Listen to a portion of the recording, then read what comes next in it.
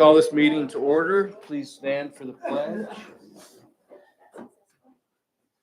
I pledge allegiance to the flag of the United States of America and to the republic for which it stands, one nation, under God, indivisible, with liberty and justice for all. Thank you. We're going to start the meeting today with a moment of silence. We had a student pass away up at the middle school, so please give us a moment of silence.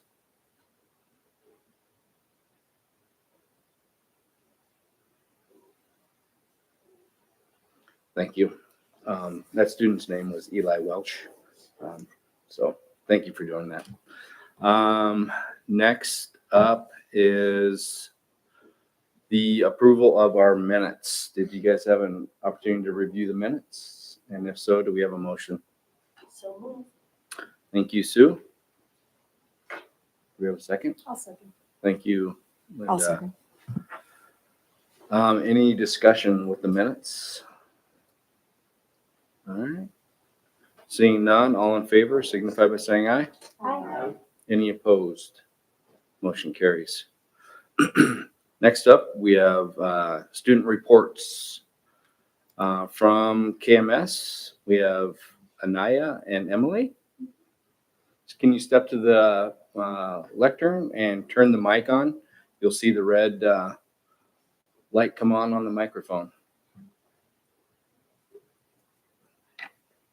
Perfect. Your thing is first. Okay, so my name is Anaya Gustat. I'm Emily Nguyen. And we are 8th graders at KMS. I'm on Team Bonanza. And I'm on Team Rodeo. And here are some fun things happening at Kalispell Middle School. We just had our KMS Wizard of Oz play, and we were both part. I would say that it was really fun being part of the cast because it was we were very much of a community, and nobody made each other feel like awkward, and it was just a great environment. I was in the play last year, and when you do these plays, by the end, everyone feels like a family, and it's a lot of fun, especially on the last play. It was very unserious, but yet we still did pretty good. But everyone had a lot of fun on the last play. And also it being our choir teacher, Miss Snipstead's last play, as she's retiring this year, made it really sentimental and really important to me because I love Miss Snipstead. Okay. And We just registered for high school, and I'm going to Glacier High School. I'm excited for all the new opportunities because I plan on doing tennis, golf, and volleyball. And I've been able to do a lot of it at KMS, but at Glacier, I will get a lot more opportunities.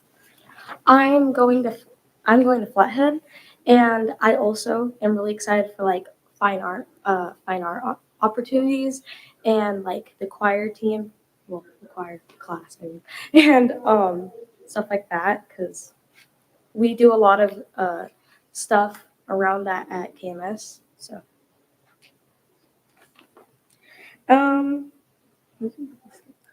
okay.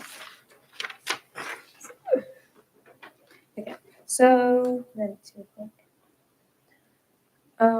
I've been with Miss Snipstead for all 3 years, and since she's retiring soon, it makes us all think back on the memories and how much fun it's been because she takes us to retirement homes to do concerts and gives us donuts after each concert, and it's really fun. And there's never a boring moment in choir class. I joined choir in 7th grade. And I absolutely adore Miss Snipstead. She's one of the best teachers I've probably ever had. She's really nice and really understanding. So we're really sad to see her go. And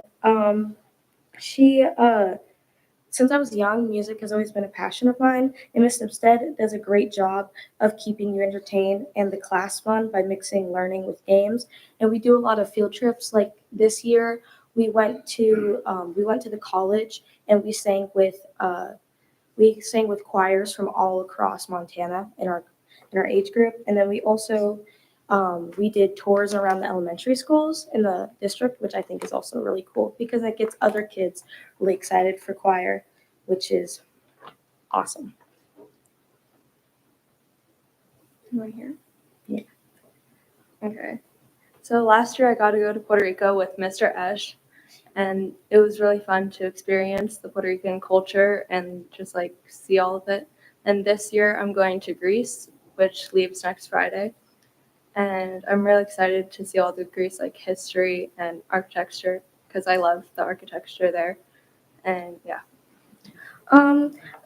Some classes that we have at KMS, like sewing and hospitality and art, have provided like really essential like skills to learn and stuff. Like I loved our cooking class because we go a lot into detail about cooking in like old Montana recipes from like old times, and then we also have like we make food from all across different cultures, which is really nice. And then but one thing that I'm really happy that we have at KMS is the solution team, which we have been working on problems in our school community, which is really exciting to be a part of because like everybody in the group is very diverse. We like there's people from all different types of backgrounds with different unique ideas. Which like right now we are working on the data from our climate survey that we did back before winter break, and we're kind of working on how kids treat each other in our school and how just kind of to build a more healthy community, which I think is really awesome. Thank you for allowing us to share what's happening at KMS.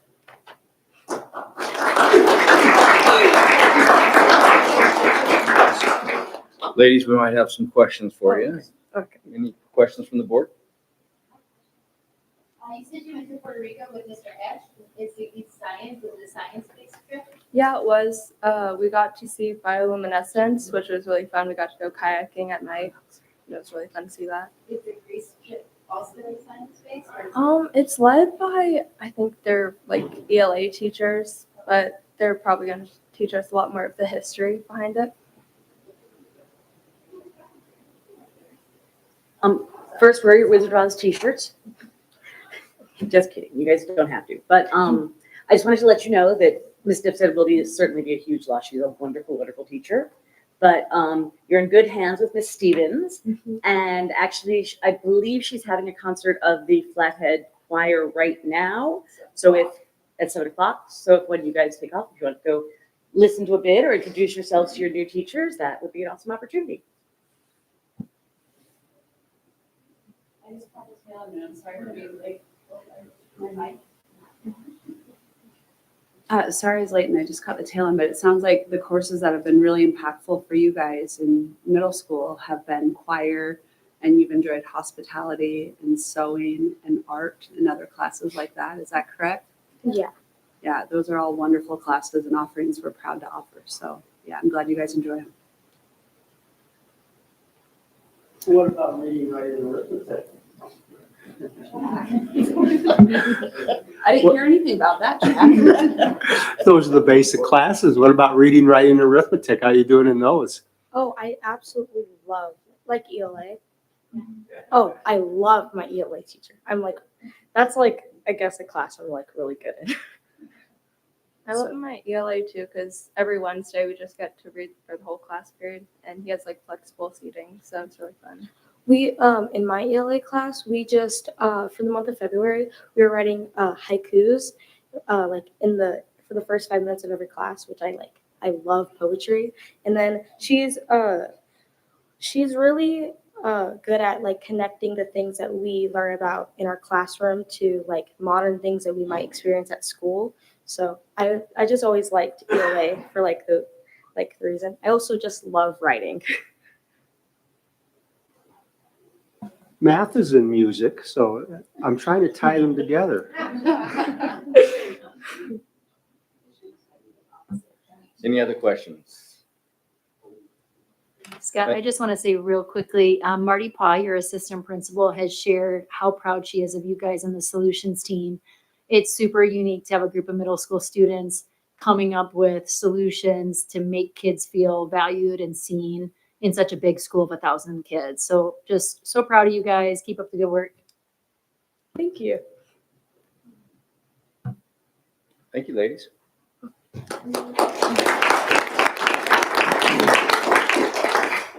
Next up from Flathead, Autumn and Antonio.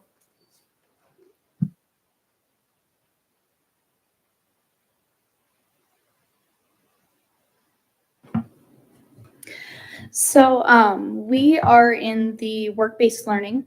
The thing I have been doing for my work-based learning is actually doing dental hygiene. I've been at the Greater Valley Health Clinic, and it has been an amazing experience. I have learned so much, and instead of just doing one semester, I've done two. And I love that I'm able to get credit from it and also continued with learning. My focus for when I get into college is to do dental hygiene, and it is a very competitive line of work. And so having more experience gets you higher into the actual education. And it has given me a great opportunity for being able to pursue dental hygiene. I have learned so much with just being able to take care of patients and being able to communicate with them, being able to communicate with people around me in the workspace, and also just how to take care of people as well. I've learned a lot with different tools that have been used, different techniques for cleaning, and why it's so important to take care of the patients that you have. The Greater Valley Clinic has been so welcoming, and it has been a great experience. My name is Antonio. I see a few familiar faces, but if you don't know me, hi. I work in the Health Information Technology Department, HIT, at Logan Health. And I get to work daily with technology and operating healthcare systems function smoothly. And it's been an incredible learning experience. So as she just mentioned, it allows you to get education, at school you get credits, but also real world applications as well. So definitely pretty cool. So it's really helped me strengthen my overall skills, and I'm glad that I could be a part of such an amazing team.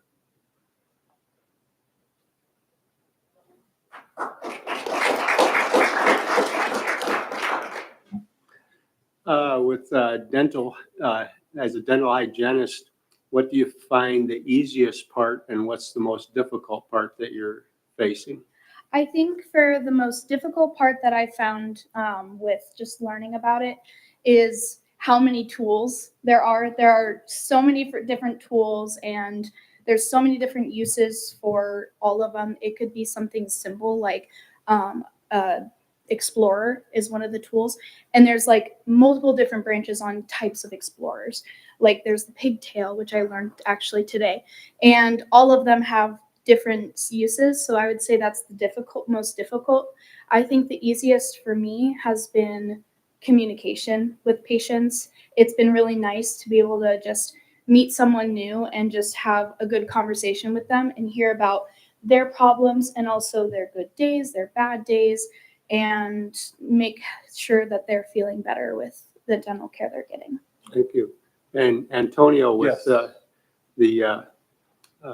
Are you working with hardware, software, data I'm input? working with a mix of everything: hardware, software, operating systems. We're responsible for pushing images out, managing every single computer on our local district, making sure everything's running completely smooth.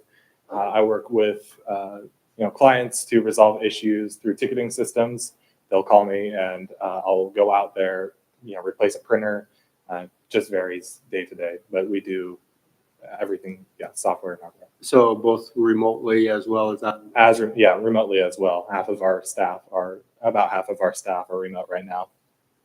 So with the high school curriculum and any of the clubs, were you involved with any of those? I was, yeah. So I actually did an internship prior to this one for the school district last year. And that was similar. I learned the ins and outs of networking and just learning like an educational environment instead of, medical and professional. So I took a lot of computer science related courses here. Every single tech, related class here maxed out. And I wish there were more, but I did all I could. But yeah, of course. Oh, yeah. Hold on. Oh, no, go ahead, Ursula. Can you tell us a little bit about the process that you went through in deciding to do a work-based class and decided to do work-based learning? How you decided what to take, if you talked about it with your parents, if you know for sure that this is the career you want, or if you're kind of just checking out to see if you like it, that side of it. So, the reason I did, like I said, dental is so competitive, and this just has given me just more to kind of like boost me forward. But it all kind of started when I was in 5th grade. My mom never went to the dentist because of bad experiences, and it just kind of drove my 5th grade mind to go, I want to help my mom. And as I've gone through high school and all the science classes I've done, it has just made me more interested in the science behind it. Like looking at x-rays at the dental clinic has been so interesting in how that works and all of that beautiful technology that we have now to actually help more people. For me, I'm really passionate about technology and the rapid growth that we've been seeing the past few years. It wasn't really decided until freshman, sophomore year of high school that I wanted to be a hardware engineer for bigger companies like NVIDIA.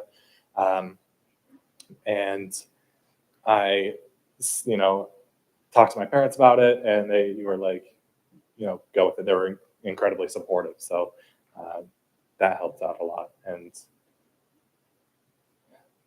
yeah.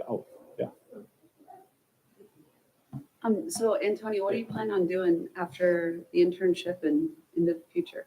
Yeah, so after this internship is over, I'm working out a deal with them to be like an RNA, part-time RNA for what I'm doing right now. And then once that is done, I will be heading over to University of Montana for my degrees in IT, cybersecurity, and computer science. And then after that, I'm hopefully going to seek a high-end corporation and enterprise for developing hardware for them. That's wonderful, and maybe you can just make one of those companies and bring them back here to the Flathead That Valley, would right? be great. Yeah, Yeah, let's do that. amazing. Yeah. And then Autumn, with your dental hygiene, you said you want to go on and get educated and then get into the career field. Where are you planning on doing that? So I plan with my college going to FECC for my prereqs, and then going to Great Falls for the actual dental hygiene program, since it's the only dental hygiene program in Montana.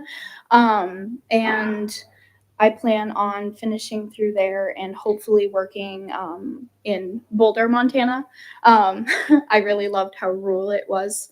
But yeah, it's been amazing with my internship, and it's helped me so much with my club as well. And it's just pushed me even further.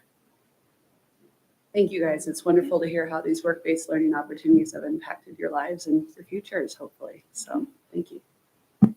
My last question, Antonio, how much troubleshooting do you do at home with the devices your parents might have? All of it. I get calls in the middle of the night, uncle, aunt, whatever. TV remote's not working. Yeah, lots of it. It is. You just get hassled. Unlike our IT department who says they know when they go home, they're done. They've done enough. They're never touching another computer. How's the balance working out for you? Presumably both of you have 3, 4 other classes going at the same time as your internship? Is the doing coursework and putting time aside for internship and maybe even having a family life? How's the balance of work, schoolwork, and life going? For me, it's been actually quite nice since I've gotten a lot of my other classes done junior, sophomore, and freshman year. So it's definitely nice to have a little bit less and more open for my schedule. I definitely feel like it doesn't impact my ability to keep working hard in my other classes. It's amazing to be able to just I usually go for like an hour to an hour and a half, and just be able to learn and just take everything that's being given to me in. And it hasn't affected my ability to keep up with my classes that I do have. Yeah. Yes. Similarly, I am really comfortable with the entire schedule. So, I'm taking a few classes remotely and at FECC. So I do have enough time for both of those. And I also have a lot of time for my internship at Logan Health. I go for two hours, and then I leave and work on school. And I mean, I have plenty of free time to work on my own business, and it's great. I mean, I would highly recommend it. Have you identified your family, what your hourly rate is? Not yet, no. Any other questions for him? All right, thank you very much.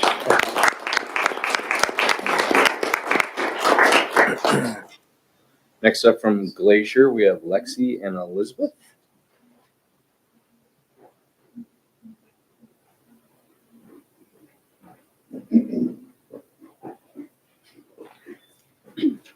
Hi, I'm Elizabeth Gilchrist. You go ahead. You're right. I'm Lexi Hartigan. We're both junior class representatives. At Glacier, I'm involved in student council, National Honor Society, Spanish club, and I manage girls varsity basketball. So today we're just going to start off talking about our blood drive. So we hosted a blood drive. It went pretty well. We got 50 units of blood. Around like 11 a.m. that day, we were fully booked for the rest of the day, which hasn't really been like that years prior. So we had a lot of people sign up and volunteer, which was awesome. People involved in sports, just everyone. For our winter review, we had our speech. They got 3rd at state. Our boys wrestling got 6th at state, and we also had Nico Coles. He was a 1st place for state, and I believe his brother Jaron was 2nd place. And they also, I think, every boy that went to state placed. And for girls, we had they got 5th at state, and we had a girl, Cora Coles, which is a sibling of the other two. She got 1st. And then girls swimming got 6th at state. Boys swimming got 12th. And boys basketball was 7th in conference. And the girls were 5th in conference. And they also had a playoff game. And I believe they lost that one. So for our spring preview with spring sports coming up, we're hosting a lot of tryouts. So I guess tennis and softball. Boys and girls track, close to 250 participants, which is a lot, lots of freshmen, which is always great. Softball tryouts are being hosted this week, returning state runner-ups. And tennis, close to 100 participants, which is pretty awesome because years prior, haven't had a lot of people sign up. So it's a good amount of people. We are then preparing for our prom, which is April 5th in the Commons. That's open from 9 to 12. We had a meeting last week. We haven't quite decided on a theme. There was a few questionable ones I think that we have, which were pool party and medieval. I don't know if those are set yet, but I think we still need to decide on those. A lot of the senior boys. Yeah. Is that all you want to say for that? Yeah. We're also hosting our special needs prom, April 4th, 5 to 7 p.m. which is, I'm almost positive, I think it's kids from around the valley. And we're just having students from student council volunteer, help out, just kind of like a prom experience. Um, and we're also hoping that for them to show up Saturday for prom too, which would be awesome. Um, yeah, just 2 nights of fun. Yeah. And then obviously you guys have probably heard about this, the high school levy. We're really trying to promote that, and you guys have probably heard of the One Brave Pack account on Instagram. It's just people from like around the valley that are like running the account and posting things about it just to make people aware of it. And I think they've done a good job of getting that out. I've seen a lot of people like reposting that on Instagram, and just I think it's doing good for that. And I think that's it. Any questions? Any questions? They usually clap at the end. On the blood drive, how many were students and how many were over 18? I'm not exactly sure the number. I think a big majority were students. I know, so for student council, each of us have to have, like, we have one person. We have either ourselves or someone else that we kind of like nominate to give blood. But I think a big majority were students that their parents had to sign off on. I think there may have been a few adults.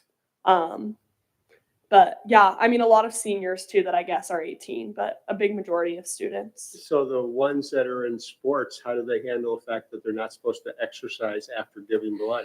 So I think, at least for basketball, how they did it was they just had them kind of sit out for that practice. Because I think it's like for like the night, you kind of have to take it easy. But I know a lot of the coaches were like promoting for, giving blood. So it was good. Thank you. Yeah. Yeah, I'm so proud of our students, and you guys are just a great example of what Kalispell Public Schools has to offer. And when you guys are all famous and successful, don't forget where you came from. Thank you. Love hearing about all the activities that you guys are involved in individually and how you're tracking them from your student council perspective and all the wonderful things that are going on in your school and the things that are enriching your student experience. So thank you so much for sharing that with us here. Thank you.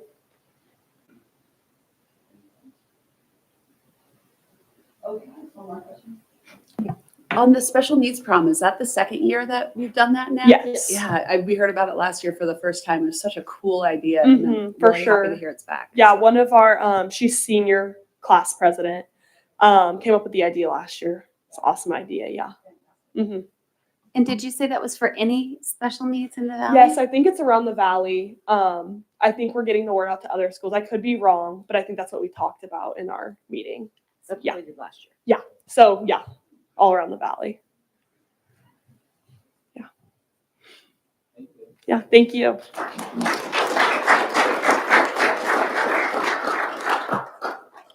And we actually have two other special guests that I was contacted about today. They participated in the Flathead County Science Fair. So Gigi and Riley.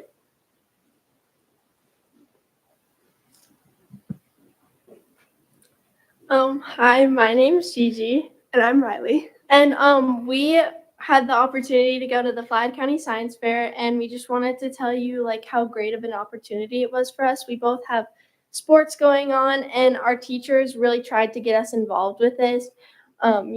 Yeah, so we started these projects in early November, and our project was about macroinvertebrate and how dissolved oxygen affects them in rivers and streams across Montana. And so that's what we studied. We turned our project in, and we got a pretty good grade on it. And our teacher recommended that we go to the county science fair. So we did that this last Thursday, and we did pretty well. We won our division for ecological ninth graders, and then we won best wildlife conservation project from the Flathead Audubon Society, and then we got second overall. So Yeah. So yeah, our teachers really pushed us to do this. We weren't sure about the Flathead County Science Fair because We had some past experience in doing it in elementary school, but I know that the middle school doesn't really do it. So we just wanted to like kind of get the word out more because I think it's a really cool opportunity to get more kids involved and wanting to learn about more science stuff or really anything. Because at the science fair, we do these cool like presentations, and it's like from first grade to all these high schoolers, and it's just really getting them engaged and doing like fun, cool stuff, which is really cool for them to learn about stuff and just like have more fun with science and want to do it more. Yeah. So that's pretty much it.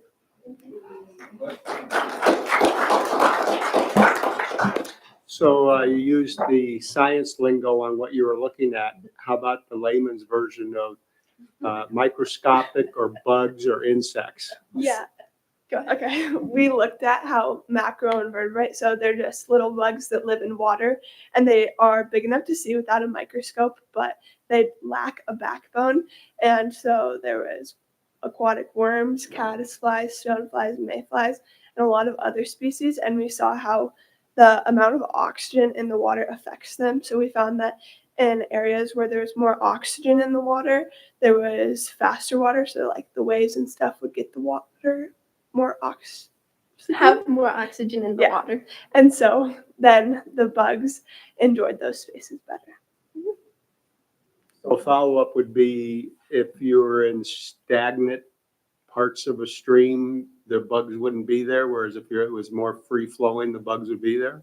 Yeah, so in slower parts of the water, there'd be a lot less macroinvertebrate, and then in faster parts, there'd be a lot more. And did you happen to study anything upstream that may have impacted those? Yeah, so we tested it in 3 different spots. We tested it in a low, like slower water, medium speed water, and then faster water, so that we can have more data to go off of. Thank you. But Jack, if you love asking these questions, you could come judge next year. 3 of your fellow board members did, and all had a great time. Matt did last year, so that's exactly the sort of thing we ask as judges. So come join us next year. Yeah. So our teachers just were a really big part of that and getting us involved, and we want other kids to be able to experience this in the future. I have one question for me. You know what his background is? What are grosser, dipterans or coleopterans? We didn't find either of those. Yeah, Yes, you did. We so what we did is our science teacher gave us this big book full of macroinvertebrate, and we looked at like the sensitive, intolerant macroinvertebrate, and then we kind of just looked in the water, saw which ones were more common, and then went off of that. Yeah. They were looking at the common names and not the So beetles and midges. I would say the grossest one we found was probably the aquatic worms, just because they were really wiggly and jiggly. And the second grossest was probably the stoneflies, because some of them would get up to like the size of your finger, and they were just massive, and it was really gross. Yeah. Yeah. Thank you. Well, I was going to say, just in the famous words of Scott's wife, Miss Warnell, she would tell my daughters when they were young and said something really smart, go ahead and kiss your brain. Thank you, guys.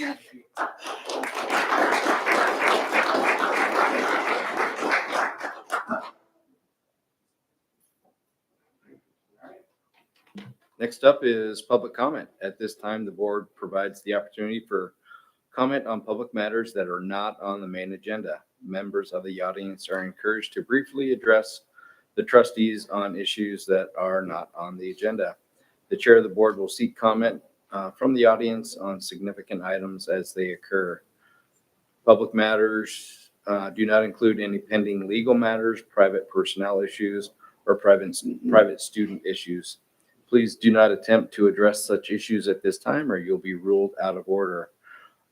Please note each individual will be given 3 minutes for public comment. Do we have public comment today? Jarrett.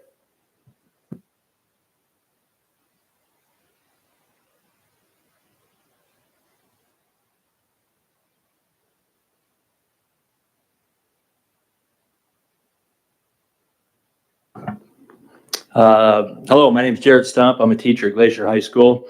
And on the way over, I listened to the Chamber of Commerce podcast with Jen Merriman and Matt Jensen on the way over. And I was just a little disappointed. I was disappointed that you two didn't do it sooner because you rocked it. You both did such a great job laying out the issues and explaining to the average voter how the district financing works between the state and the importance of these local levies to keep what we're doing actually going. I thought you both sounded very relaxed and easy to relate to. It's nice that you found a venue that would listen to your entire message and not just print a soundbite or just one piece of information that's misleading. I think some of the wording in the Fast Facts document that you emailed out could use just some slight edits. I'd like to suggest that anything that includes the idea of growing or expanding the district with this levy should not be included. The Fast Fact message should be just that we're trying to preserve what we are doing, not to grow or expand the process of education. For instance, in the Fast Facts message on page 2, it says this levy matters now because it provides sustainable funding levels that allow us to maintain and grow our K-12 student experience and graduate students who are focused and prepared for their plans in career, college, and community. And the word grow there might not be the best choice of terms. I think I know what you mean. The district's growing. There's more and more people. So to keep this going, we're going to have to grow, but I just hesitate to use those words grow and expand. There's another sentence on page 3 that basically says the proposed high school levy aims to generate approximately $2.9 million in funding to expand educational excellence and dynamic course offerings. And again, that the word choice, I think the meaning of it I get, but I'd be a little careful with the word choice there because I need some help with these slogans that'll fit on this sign.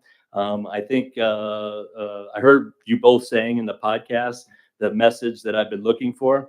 And that message is if the levy doesn't pass, we are losing 21 full-time teachers in the high schools, which equates to about 110 to 130 less course offerings that students want to take to achieve their life goals, like the students you heard of from today. So it's a little long for a yard sign, but I'm going to find a way to get it on here and, try to help promote this levy anywhere I can. So you'll see me standing around 30 seconds. any business I can find. That'll let me stand there and talk to people coming in and out. And we're going to have a pretty big concerted effort, I think, on a lot of fronts to get this done. So please support the levy if you're listening to this. And I appreciate the board's work on this and all your time. And again, the central administration's work on it as well. Thank you. Thank you, Jared.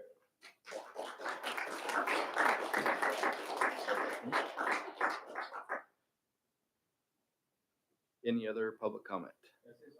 Yep.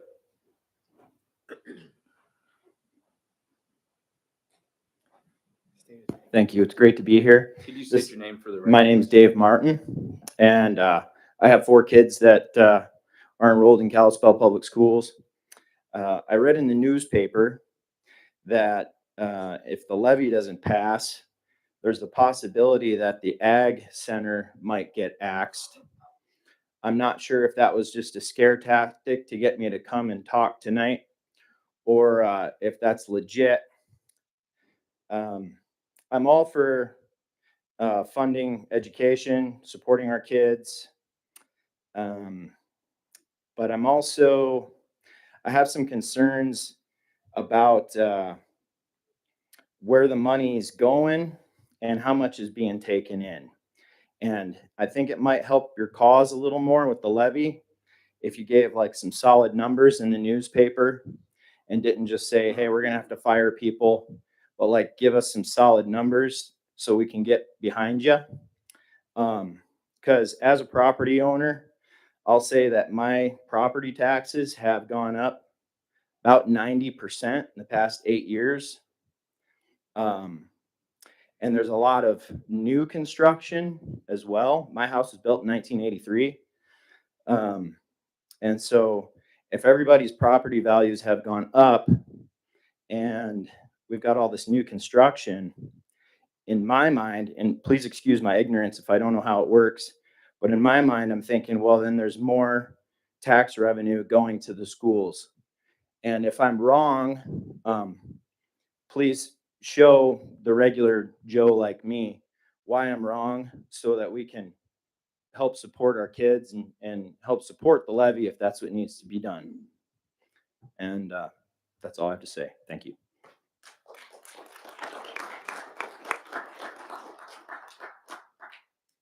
Thank you for that.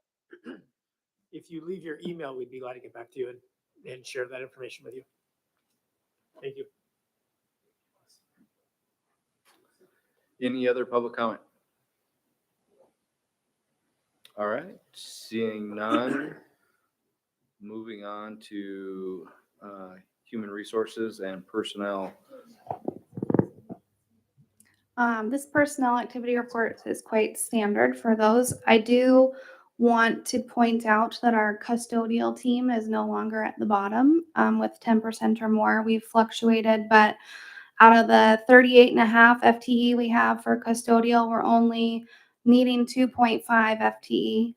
So just want to give our team a shout out, and a switch of focusing on retention rather than recruitment feels pretty good right now. So that's where we're at. I'd like to make one comment right now. Looking over the report, I see Jeff Hornby on the report. Jeff has been in our district for a long time, done a great job. He moved in from Swan River, I believe, to Elrod, up to the middle school, back to Elrod. Just did a phenomenal job for our district, and he'll be missed. So, sorry I took over your report. Do you have anything else to add No, to that was fantastic, Scott. Thank you. Any questions for Liz on the report? Or if not, do we have a motion? Thank you, Jack. I'll second. Thank you, Sue. Any further discussion? Any public comment on it? All right, seeing none. All in favor signify by saying aye. Aye. Any opposed? Motion carries. Next up is insurance renewal. Before we start the insurance, do you want to let the students know if they want to stay or what? Students, you are not allowed to leave. You have to, just kidding. You are more than welcome to head out, and thank you for your presentation. It's very helpful to us. Good job.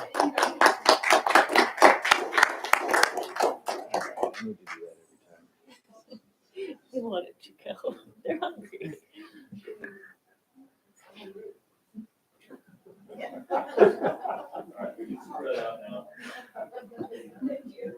All right, thank you.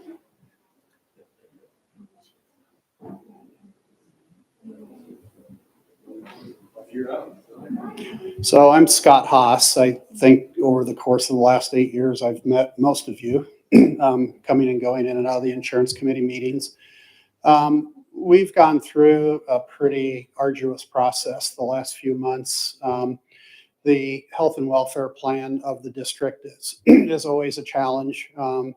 And because of a lot of the issues that are going on around healthcare right now, we went through a process where we've issued a number of requests for proposals on behalf of the district. And the result of that, we're going to go through a couple tables to kind of walk you through how the numbers came through. But based on the process for the medical, the dental, and the vision coverage, which includes your prescription drug plan, the insurance committee is recommending that, first of all, we continue the self-insured funding mechanism that's in place and has been in place for quite some time.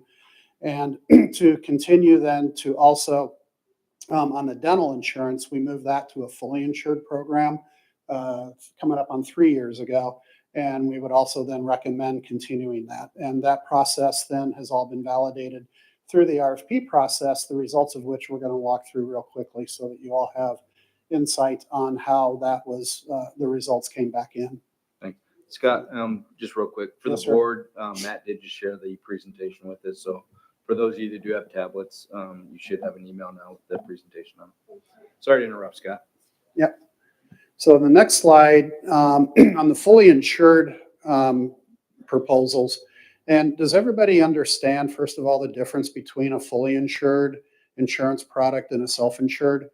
I don't know that I want to go too deep, but basically in a fully insured environment, what you're doing is you're transferring all of the risk of your health insurance coverages to an insurance carrier. But when you do that, you lose a lot of flexibility. And that was one of the key issues that the insurance committee wrestled with, because a lot of the what we call tier one benefits, where we've been able to go out and direct contract in the local community outside of the PPO network, have actually been very well received by the employees and their families, and I think have served you all well from a fiscal standpoint, which is not part of a fully insured program that's just a canned product that you get and you're basically at the whim of the carrier. Self-insurance, you have a lot more flexibility because you technically, as the district, you're your own little health insurance company, basically. And so our goal is to make sure that we're managing all of the inputs of that process. So these are the carriers that we went to. You can see the ones that were solicited on the fully insured basis. And, going through, Cigna declined the quote. And that was kind of expected. Cigna owns Allegiance, which is the third-party administrator that you currently employ to administer your self-insured plan. And that's not unusual that they wouldn't want to be competing against their own subsidiary company.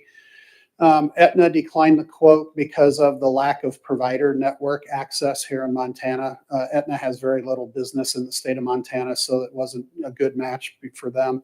United Healthcare provided a proposal. Blue Cross Blue Shield of Montana provided a proposal. We also went to Mountain Cooperative, which is a unique insurance option within the state of Montana. They provided a proposal, and then Pacific Source Health Plan provided a proposal. Going to the next slide, when we went out then after we had the fully insured proposals in, then we issued a proposal for third-party administrative services and then also for prescription benefit management services.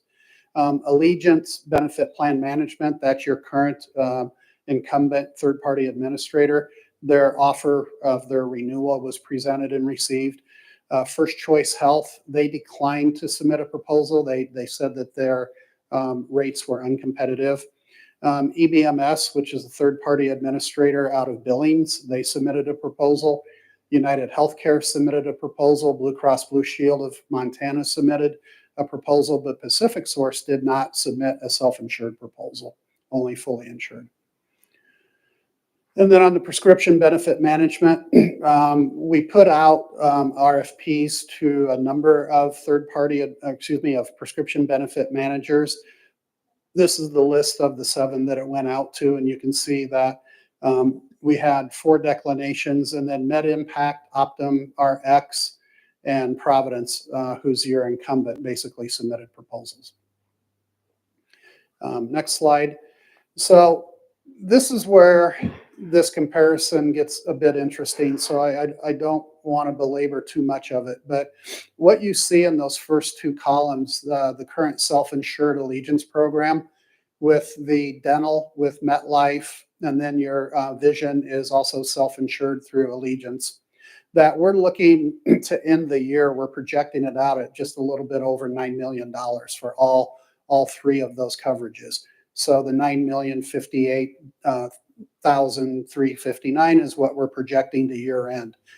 And then we've underwritten your plan and what we're projecting your renewal to be under your self-insured plan. You can see that we're projecting a medical increase of 8.1%. The dental increase came in from MetLife at 17%. One comment I would make on MetLife, 3 years ago, this July, when we did this RFP process then, MetLife came in with a fully insured product that essentially locked their rates into a 3-year guarantee. And so we are now coming out of that 3-year guarantee, and what you're looking at is the new adjusted rate to get back to where they believe they need to be in order to support the dental benefits and to continue that program at a fiscal rate that allows them to make at least break even and continue to provide the same level of benefits. And then your vision program, we're projecting a 20% increase to the vision. Now, you can see that program is the lower of the of the total cost basis, but a 20% increase, we're looking at that, as another $16,000 increase to the dental. Now, I want to comment on the vision a bit. That's been a challenging one. Prior to 3 years ago, the district self-insured the vision through an organization called Emeritus, which is a vision dental carrier. And what we found is that they used a network that's called Vision Service Plan, which many of you may understand who VSP is. They're a large national network. But what we ran into here in the Valley is that the reimbursement levels that VSP was paying the local vision providers here was about 50% of what their cost base was. And so when we went through that renewal process, we were running into more and more disruption with the members. They weren't able to get appointments. And then when they were going in, they were getting balance billed, or they were just basically at a point where these vision providers were not very happy about that. So a lot of what you're seeing on the vision is because when we restructured the plan, we're doing it through the Allegiance network and their network arrangements that they have, but it's all but doubled the reimbursement to the providers in this local community, most of whom are independent. Okay, so there's been a bit of give and take there, but there's a lot greater level of satisfaction amongst both the providers and the folks that participate in the plan, but it's added a little bit higher cost than what we were anticipating as we went into this. All told, when you add all three of these up, we're looking at a total of an 8.7% increase on your self-funded plan. And that represents amongst all three of those coverages about an increase of $785,000 going into July 1st. Now, to the right of that are all of the fully insured proposals. So even going out, looking at a fully insured proposal, you can see that all of the carriers came in at a cost base that's higher than what we're projecting the cost to be of your self-insured plan effective 7/1, ranging from Pacific Source that came in at 10.3% to United Healthcare, which came in at a high of 18.6%. So from just a pure number standpoint, that was part of the decision process that the insurance committee looked at of staying in the self-insured environment, so we had better control over the cost basis. Yes, ma'am. How confident are we with our predictions of our costs? So what the prediction is here is on claims costs that were through December. So what we're looking at as a finalization of these rates, we're going to bring in January and February experience, and we're going to finalize that as soon as we get district financials for the month of February. Then we will go through and we're going to do another reforecast. Based on where the plan is running right now on your medical plan, for example, we're running at about a 95% loss ratio, meaning that we typically underwrite to try to get to 100%. And right now we're in a surplus position of 95%, which means that we'd have to have some pretty major fluctuations in that January and February experience. It could go up, it may drop. If it drops, we probably would look and work with Chris and Bromley and Liz and recommend that we probably keep it at a little bit higher level so that we can continue to stay ahead of cost trends and increases and build a reserve within the plan. Are there other costs associated with being self-insured that are not included in these budget total costs that we're comparing with other things? Yeah, these are all in. So this includes all of your administrative costs, your reinsurance costs, and claim projections going forward.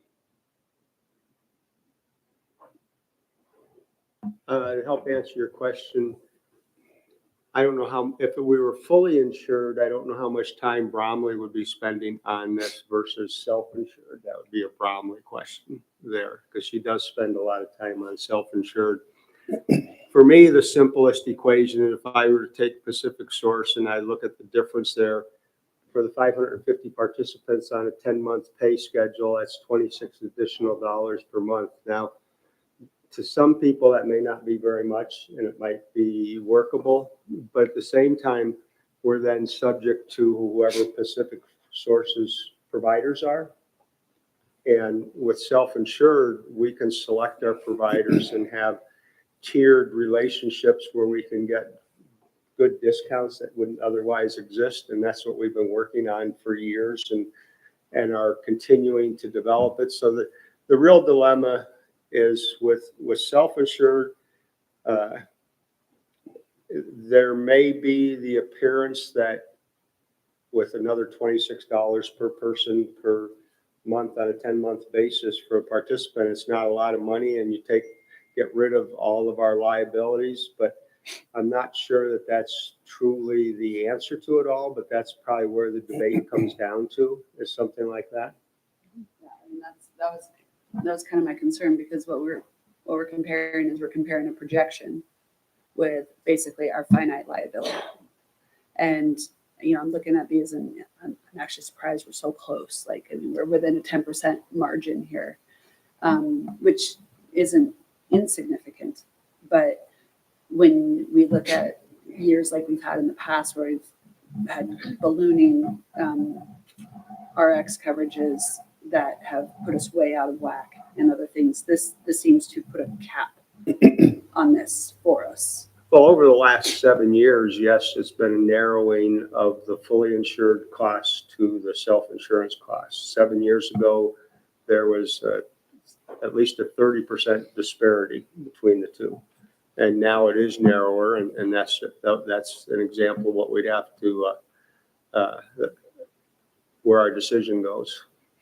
And I would also add, there's two other key considerations. Is one, the fully insured rates. You've got four basic components of what makes up a rate. You've got the administrative component.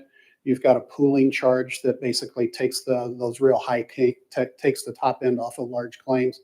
But roughly 80 to 85% of your total cost are the claims that are incurred and paid. And when the insurance carriers look at your group, they look at that claim number. So you would see the same fluctuation year over year based upon those claims and then how they manage and how they pool that. And so those are a lot of the skill sets then that we bring and we're helping manage within your self-insured plan. It's the same basic accounting, except that the biggest difference is that on a month-to-month basis, there could be more fluctuation within your self-insured plan. At the end of the year, everything tends to level out and come in close to what the underwriting projection is. But what was it 2 years ago? We had a 105% loss ratio at the end of the year, meaning that, the claims came in at a point where we were 5% over budget. And this year we're running 5% under budget and we're building margins. I would tell you that 8.7 projection that we're looking at has a pretty substantial amount of margin in there, because one of the things that the insurance committee has discussed is how do we basically try to get ahead of this medical trend and the cost basis of what we're dealing with. And part of that is in there. So when we do go back and we're going to run, as soon as we get district financials, we're going to rerun this projection, then we'll have pretty much, here's what the firm budget is then for July 1st. We may tweak it a bit based on what we're seeing as March check runs. We watch those each week, and depending upon how those come in, we're going to look and bounce that against what the projection is. But because of open enrollment, we have to lock these rates in basically by the next meeting in April.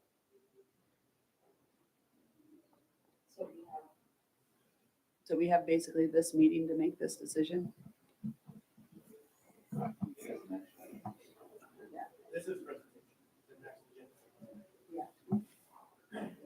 No.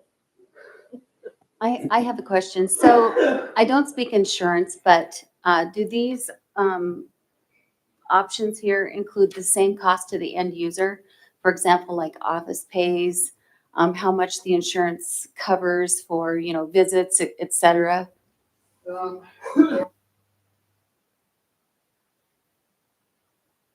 Because of how these are in the fully insured market, they can only duplicate to a certain level of benefits. So none of these in fully insured offers exactly duplicate what's currently in place. They can get very close, but each one of these carriers has to file their fully insured policies with the Department of Insurance in the state of Montana.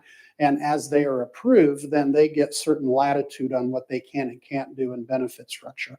But one of the big discussion points, and I think an important benefit that's valued, at least the feedback we get from the insurance committee, are those tier one benefits. So where we've been able to go to Big Sky IV and where we've had the arrangement with Northwest Specialty Hospital, our ultimate goal is to try to work in direct contract on your behalf with local providers and regional providers, down in Missoula. We've got a couple. We have an imaging option down in Butte. And they're all based on the premise that if we can go out and direct contract with these organizations under your plan, and we get enough value and reduction over what the PPO network would allow, then our ultimate goal is to eliminate out-of-pocket costs to the members. And that's one of the key things that we've been able to do with these tier one benefits. I would also add that, we're even talking right now, we've had conversations in the last 3 months. New imaging center has opened up, a standalone imaging center up on the highway, that we are getting pretty close to having a direct contract with them, that essentially CTs, CAT scans, and MRIs, we may be able to get to a point in the contract discussion we're having right now to eliminate or substantially reduce the out-of-pocket exposure to the members versus what they would get going to Logan. Logan's prices are 3 times what that imaging center is. We also had a conversation this afternoon with the new ambulatory surgical center that's opened up by Ford dealership, I think. Yeah. And they've just opened in August. We had our first conversation with them today. They do ear, nose, and throat and podiatry. So we've talked to them about how can we get case rates, meaning that if you go up there and you're going to have a tonsillectomy for a child, that we know before we even get there, it's going to be $3,500 to $4,500. So we're asking them for those types of pricing. Ultimate goal is, okay, if we can get them done in that ambulatory surgical center versus going to Logan, that the cost difference is such that we'll be able to step down the out-of-pocket exposure to your members and not increase the overall cost base of the plan. It's art and science, but we know that we're able to get there just based on the pricing that we're able to model. Yes, sir. Just a little bit of history. It's interesting, the ability for a public entity to pioneer something, pioneer an area that is not common within the industry. Yes, there's other schools that are self-insured. They have different ways of funding that self-insured, and it may be on total employees as opposed to just participant employees. So there's different different understandings of it all. But the one part about pioneering this area is that you have the major fully insured who have agreements with all the different vendors or medical providers, and they all have different or similar discounts of some kind. And what we have found is with the negotiation that Scott's been doing is that our discounts are coming in less than what their discounts are. And so, and being a direct provider. So it's just interesting, the financial environment that each one goes through to get there. Now, looking at our self-insured 8% increase in Pacific Sources, 10% increase, or Blue Cross Blue Shield's 10%. Yes, our dilemma is, but we don't have any risk. And I don't recall whether these are 1 year or 2 year, 1 year premiums. So historically, an insurance company will try to buy your business. And then it's like the next year, it's like, well, we didn't like what we paid for it, and we're going to come up with these premiums here. And so the risk, there's different risks in each one. And if we were to bounce back and forth from one to another all the time, you still have, and I'll just use the phrase, shutdown costs and restart costs that would exist. So it's hard to, it becomes a philosophy as to stay self-insured and figure out how to make it work versus I don't want to deal with it anymore and we're going to go fully insured. It's really a philosophical thing, and how much risk does the district want to take or is financially able to take. But it is interesting the discounts that can be negotiated with the providers and that they're willing to work with those that are creating a new environment or a more competitive environment. Yeah, I would, I would add that with the current environment with Logan and Billings Clinic, you're going to see more and more physicians leave their employment status with Logan and move back into private practice, which is going to work to your advantage. That is going to create, and we're already seeing it. So we know that Glacier Medical up in Whitefish, they're going to expand they're going to open another office in Kalispell. These are independent physicians. They're going to expand. Just having this imaging clinic, that is a basic indication that these folks are willing to invest in this community.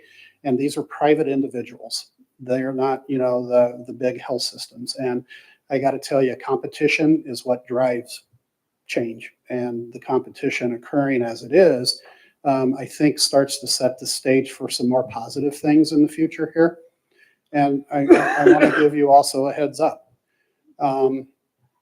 We're the consultants for the state of Montana Employee Health Plan. And we've had meetings with the state and numerous of these health systems in the last 3 months with the state.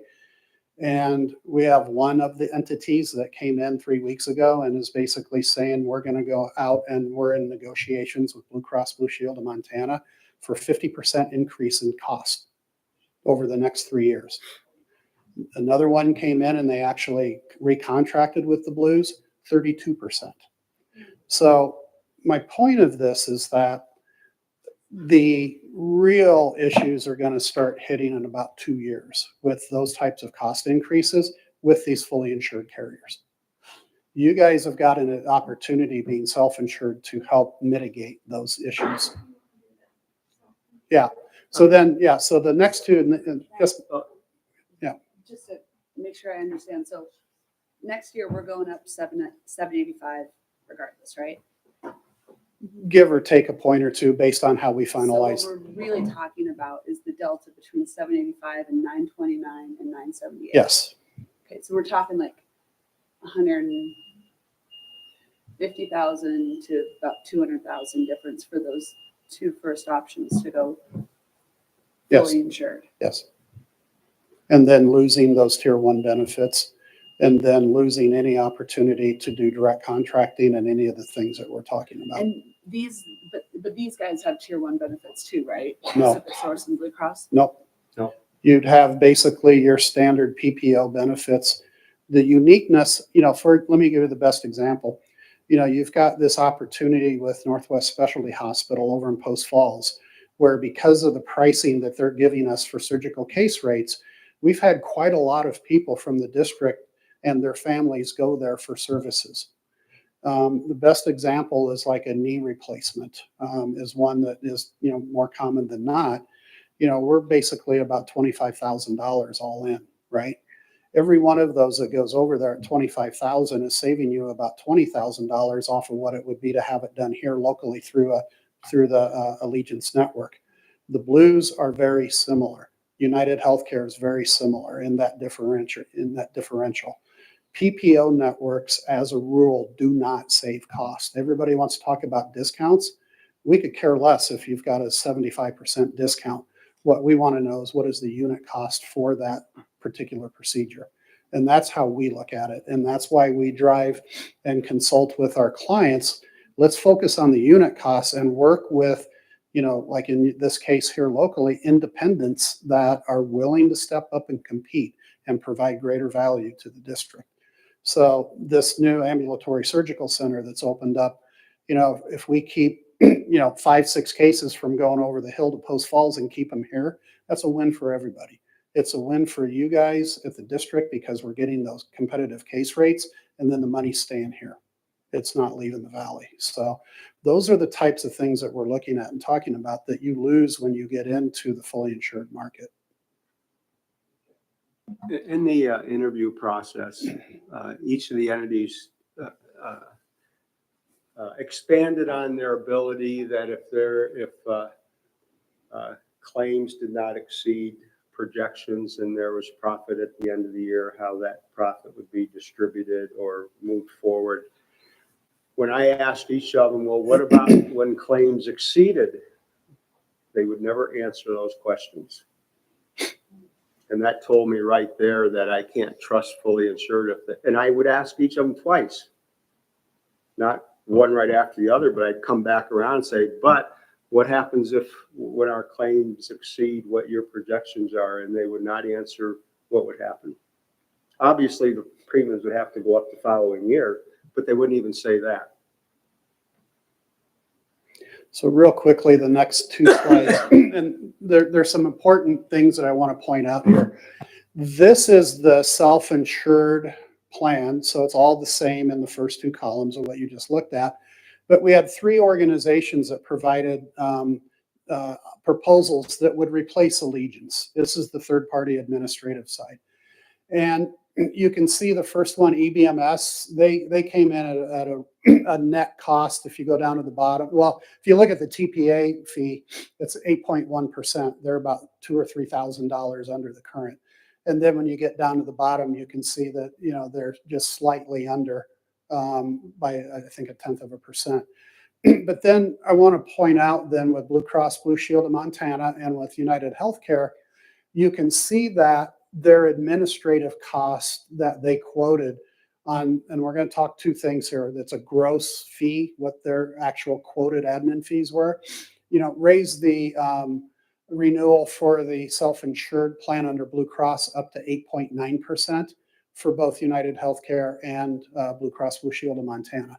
And then you can see the corresponding difference at the bottom. So this is more apples to apples. This is self-insured to self-insured. But I want to then go to the next slide.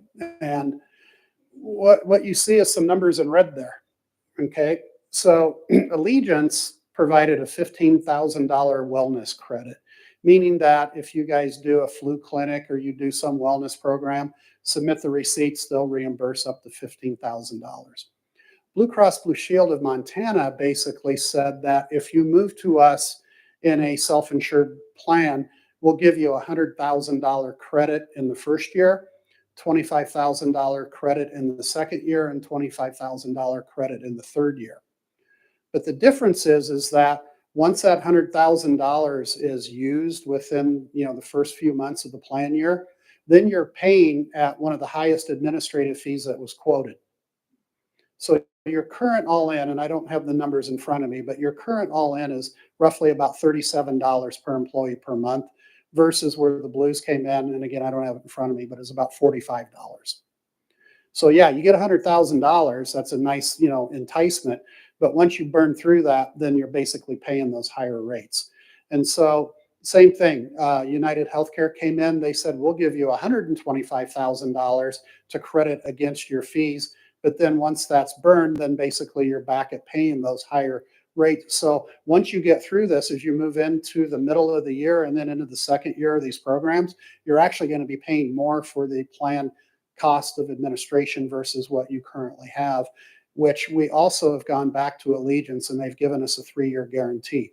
So they're going to guarantee the renewal rates for 2 years and not to exceed, I believe it's 3% in the third year. So we've been able to really put together a good renewal, albeit what's driving your cost are your claims. It's, you know, and we've got some sick folks on your plan. There's no doubt about it. So I hope that makes sense and then leads to the recommendation of the insurance committee. 1, stay self-insured, and 2, status quo with the vendors that we currently have in place. Any other questions for Scott? Good. In the event that we do switch vendors, is there disruption in service to our staff? Like dental plans regularly say like no x-rays for 6 months, or are there unexpected consequences that we haven't thought about that will impact directly on, is there some sort of disruption? Yeah, so everything status quo, it's pretty much status quo. But if you were to change carriers, you know, or change administrators, you're always going to have issues that surface. Bromley takes the brunt of those typically in the first 3 to 4 months of a transition, which we did when we went from First Choice to Allegiance. There were some things that, popped up and we deal with them. And I think we pretty well have got those, out of the way, at this point in time. Things are pretty smooth. The types of issues we're dealing with on day-to-day type things that are arising are more unique and typically related to some of the high cost claimants. Do we know, so I was just looking at Pacific Source, find a provider, and there's 950 in Kalispell. And all of my doctors say they're tier 1 for 2 types of plans or whatever. But I was curious, we don't know how this is going to impact our teachers' out-of-pocket costs. If they were we don't know, to Heidi's point, we don't know if their out-of-pocket costs for, say, like blood draws or for lab work or to go see their annual provider or whatever is, if they were to move over to one of these fully insured funds, we don't know their out-of-pocket costs compared to what they pay now. That's the piece we don't have, right? No, we do. So when we put the RFP out, we give the marketplace, here's your current plan design and your benefits. And so then what we request of them is we want you to basically provide us your closest plan design that you're able to offer that most closely matches what's currently in place. And so where again, the biggest differential are those tier 1 benefits that you currently have. Pacific Source said, we'll give it a try if you select us, but there's no guarantees. The others, Blue Cross, for example, they said, we can't do that because they're prohibited because of how their contracts are structured in their network. Great example, Northwest Specialty, which we've gotten such great, results from them. The Blues could not do that one specifically because Northwest Specialty Hospital is a PPO provider. And because that's in Idaho and not Montana, the Blues can't go over there and override that contract with what we've done there. They have to abide by their network. They can't customize to what the district needs are. That is an example. Same thing with Pacific Source. They said, we have to abide by the contract we have in Idaho with that particular facility. But, maybe they basically said to us, maybe you could help us navigate that and help renegotiate something within their program, which may or may not work, because then the way that those facilities look at it, Pacific Source wants to negotiate for all of their clients, not just you all. So, they're all good carriers, they're all good organizations, but there is always some disruption and give and take when you make a transition. Do we know how our staff utilize and feel about our current health plan that we're offering with our self-insured and our other insurance? Like, is it meeting their needs, or are they finding gaps where they can't get certain things done? Or are we providing a good comprehensive product for our staff, I guess? Do we know? How about if we let Bromley and Dawn answer that question? Okay. Can somebody come in?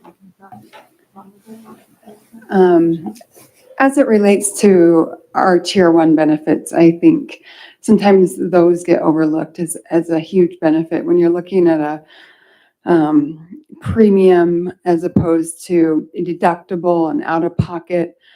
That's really what someone may look like when they're comparing to like their spouse's plan or something else. So that tier 1 benefit really does get overlooked.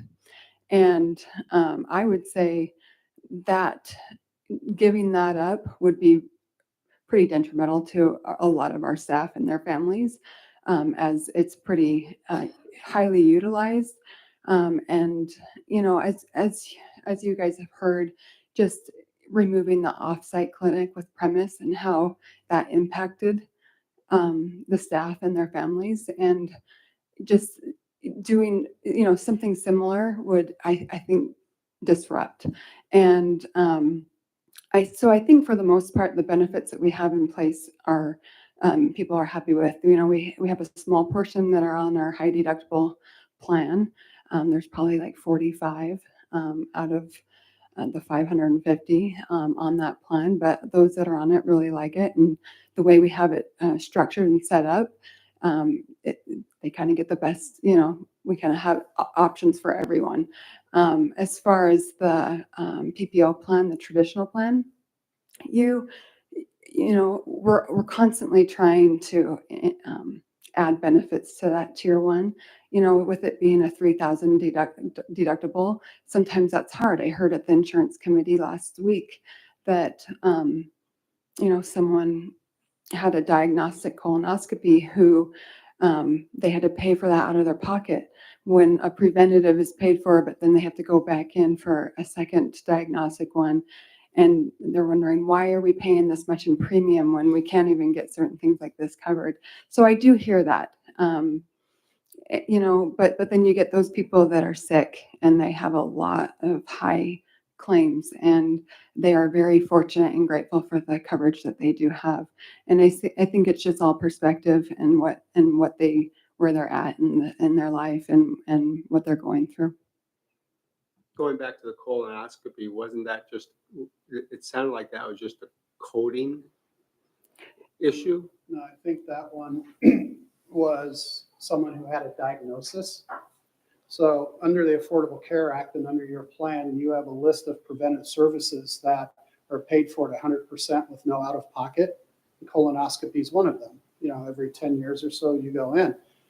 If you have a diagnosis, that doesn't fall into the preventive category. And that was what this was about, because that individual, went in for the first one, went to the deductible, went into the second one, also went into the deductible and the co-insurance, where, they're getting very little reimbursement from the plan because they're still going through their deductible and their out-of-pocket corridor. Now, one thing I would add, we've been working with you all for 8 years. At least 6 years ago, we started having regular meetings with Logan. We've asked them over and over and over again to get colonoscopies in a case rate environment, because what they're charging for colonoscopies is pretty damn high. Pretty high, right? And we know what market competitive pricing is for those services. And, it continues to really just frustrate us because we can't get their attention because they are so internally focused on their own issues that they don't see the fact, they know, I'm not going to say it that way. They know that it's hard for anyone in this room to get a a preventive colonoscopy within 3 to 6 months of requesting an appointment. Okay. They should be able to get most people in within a month in a functional environment. Diagnostic colonoscopies, they're getting folks in, but they're still a month out. And that means you got somebody that's got something going on and they need to figure it out, and they're still a month out. From a personal relationship, my wife and I just moved from Oregon down to Texas a couple of years ago. And, I could call up tomorrow and get a diagnostic colonoscopy in 3 weeks. Now, again, that's Dallas versus here. We understand the issues here. But when you look at that, and by the way, at about half the cost. But when you look at it from that perspective, one of the biggest challenges we have that scares me to death, and why we're looking to try to find providers and facilities who can do these services, I'm just waiting for the colon cancers to start hitting this group. Because coming out of COVID, when a lot of this started shutting down and access started getting hard, that's when we started to see this dip in the increases in the ability just to get something as basic as a colonoscopy, right? So we're kind of watching, and my fear is that that's going to be this next wave of cancers that hit this group that are absolutely unnecessary. And those are the claims that end up being $250,000 claims on your plan. So, it's that balance that we're always constantly trying to work through. And here locally, the fact that you've got some independents that are beginning to spin out, that are opening this imaging clinic, that opened this ambulatory surgical center, Glacier expanding, I think you're going to start to see some positive things happening here that's going to be more advantageous to what we're trying to achieve. Yeah, healthcare is hard. There's no doubt about it. Just curious, are there any of the other AA school districts that are self-insured? Just curious. Yeah, most of them. I think there's one that's fully insured. I don't know. Is it? Yeah, and we're doing work right now with Missoula and Helena, both of whom are self-insured. We're kind of helping them through some things as well. So, and it's so interesting to look at, where we are with your plan, looking at Helena, looking at Missoula. I mean, it's all over the board on what we're seeing. And part of the process of what we want to do is be able to bring back to you all kind of an analysis and saying, with permission of all three districts, here's what we're seeing and here's what we might be able to achieve otherwise. So, Heidi, Columbia Falls was self-insured for years. Yeah. Years and years and years through EBMS. I mean, we did it before anyone else was doing it, I think. I mean, yeah, I a long time think ago. Chris said the only AA that's fully insured is Belgrade. All the others, I'm pretty sure, are all self-insured. Can I say something, or I just want to go back to, I think, what your original question was, Jen, which was about what do our people want, and what do we know, what do we ask? And going back through all of the insurance notes that I've been doing recently, I know at least 2 meetings you suggested doing a survey of all of our members that we have not yet done. So or only me, but would be very interested in that survey, what you wanted to know, what you wanted to ask, and putting that out to our members. Can we do it and get it back in time for open enrollment this year? Maybe not, but we didn't do it last year. There's no reason not to do it now. And listening to the last board meeting and the questions that you guys were asking about the plan and the change of benefits and those things, I think there was a survey that went out more related to the clinic that didn't ask the questions you were really asking. So I would say if you have questions you want, let us know. We can put that survey together and we can bring it back to you. I would say I appreciate that. I mean, our insurance is a very expensive bucket that we pay for out of general fund dollars that doesn't track inflation, and it's something that cuts into our ability to pay for our levy programs, for lack of a better way to just come out really bluntly and say it. So when we're looking at paying such a high cost, and I appreciate what you guys are all doing, and I appreciate that what you're doing is providing us at actually a pretty low cost comparatively speaking. But when I'm sitting here, I want to make sure that,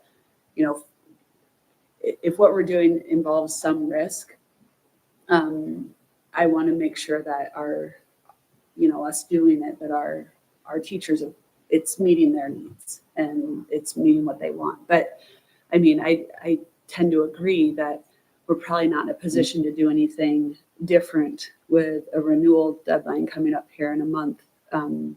But I don't think we should take our eyes off what opportunities might exist in this regard as things come down the pipe. And obviously there's legislative stuff that has occurred that Jack cringes whenever we say that. But there's, I think, certain things that will probably, the picture will get more and more diverse and perhaps more and more clear and more clouded as time goes on, right?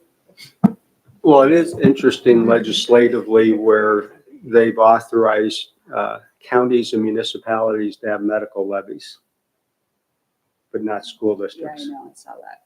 And that's been in existence for either 5 years for the county and 10 years or more, I think, for municipalities.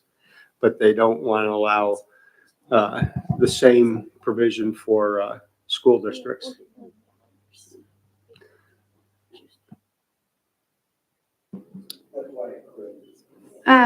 Jen, in just response to you, what we heard somewhat during negotiations, I think we would have a plan for doing a survey through the insurance committee coming out. Some of the comments we heard through every one of our 4 negotiations this last school year. So not just teachers, but also our classified and our custodial and our maintenance groups. We probably should start looking at how valuable that is to them. If it's, would you prefer more money towards your salaries or more towards your insurance? So those comments have come up also, and that is something that we have talked about in our planning to come out with a survey Johnny is correct. The survey we did send was more geared towards our specific clinics and that transition. So that's the survey we chose to do this year so we could report back to all of you. Any other questions for this group? All right, seeing none, moving on to the insurance renewal action item. Liz, Donnan, and Jack, and Chris, I think are gonna present on this. So Scott did a nice job going over the whole shebang. It's kind of started in November and all that, but really, if we're going all the way back to why we started this really large look and deep dive this year, it started with the state pool. So what Jack was just talking about, teachers being the one group, and then anyone who works with them in school systems associated with that. The legislature did pass that bill to have the state pool. So originally, we were going to get rates to compare to and be presented today was the vision back in November. Because January, we were going to get those numbers. February, we were going to get those numbers, maybe March. And then at the insurance committee meeting where they were to present those numbers and kind of our deadline to then bring it forth to you before open enrollment, we found out that the new date is actually next fall to get those state pool numbers. So part of what you're looking at and what's going to be recommended by administration and the insurance committee tonight is to continue what we have now because we don't know what that would be. And I think we've seen this year any sort of change is a change to something that's very personal to every person on our plan. So that said, I think lots of Scott alluded to what this next action item is, but administration and the insurance committee, I did ask for the actual language from the insurance committee. These two things mean the same thing. We just stated them differently. So a renewal of saying self-insured for medical, prescription, and our vision, and then a renewal of what is fully insured right now for our dental. That's what the insurance committee is recommending, specifically naming who our current provider is. So, final, and then Jen, earlier you asked about, we're talking about 8.7% is our recommendation to stay self-insured. Scott and his team are going to look at those numbers, but we want to have the most accurate numbers to bring back to you. So this is the renewal process we've gone through 3 years ago, where we bring forth to the board the action of approving what we're going to stay with, and then the next, well, it won't be the next meeting. Well, it is the next meeting because we're skipping one in 2 weeks, I think. So a month from now would be the actual numbers piece that we would come back and decide on. So those dates are in here as well. But Chris, do you have anything to add to that? No, not really. I think just in the bigger scheme of things, with the state pool or the state trust that I think most of you guys are probably familiar with, originally they had told us that we would see pricing for what it would cost our district by January or February. That's pushed out till around November now. So that's still a factor that I think we will consider in the coming year. In light of that, a change when we potentially this year, where we could potentially be changing to the state pool next year, if it looks viable, would be a lot of transition to push our staff through. And so from just kind of a macro level, I think just waiting and pausing this year makes a lot of sense. And pausing on that staff survey. So really digging in and what does our staff want before we make a potential transition to a state pool, and then you are locked in. That's kind of where this is all transitioning, giant picture. But If the chair's ready to entertain a motion, I'm ready to make one.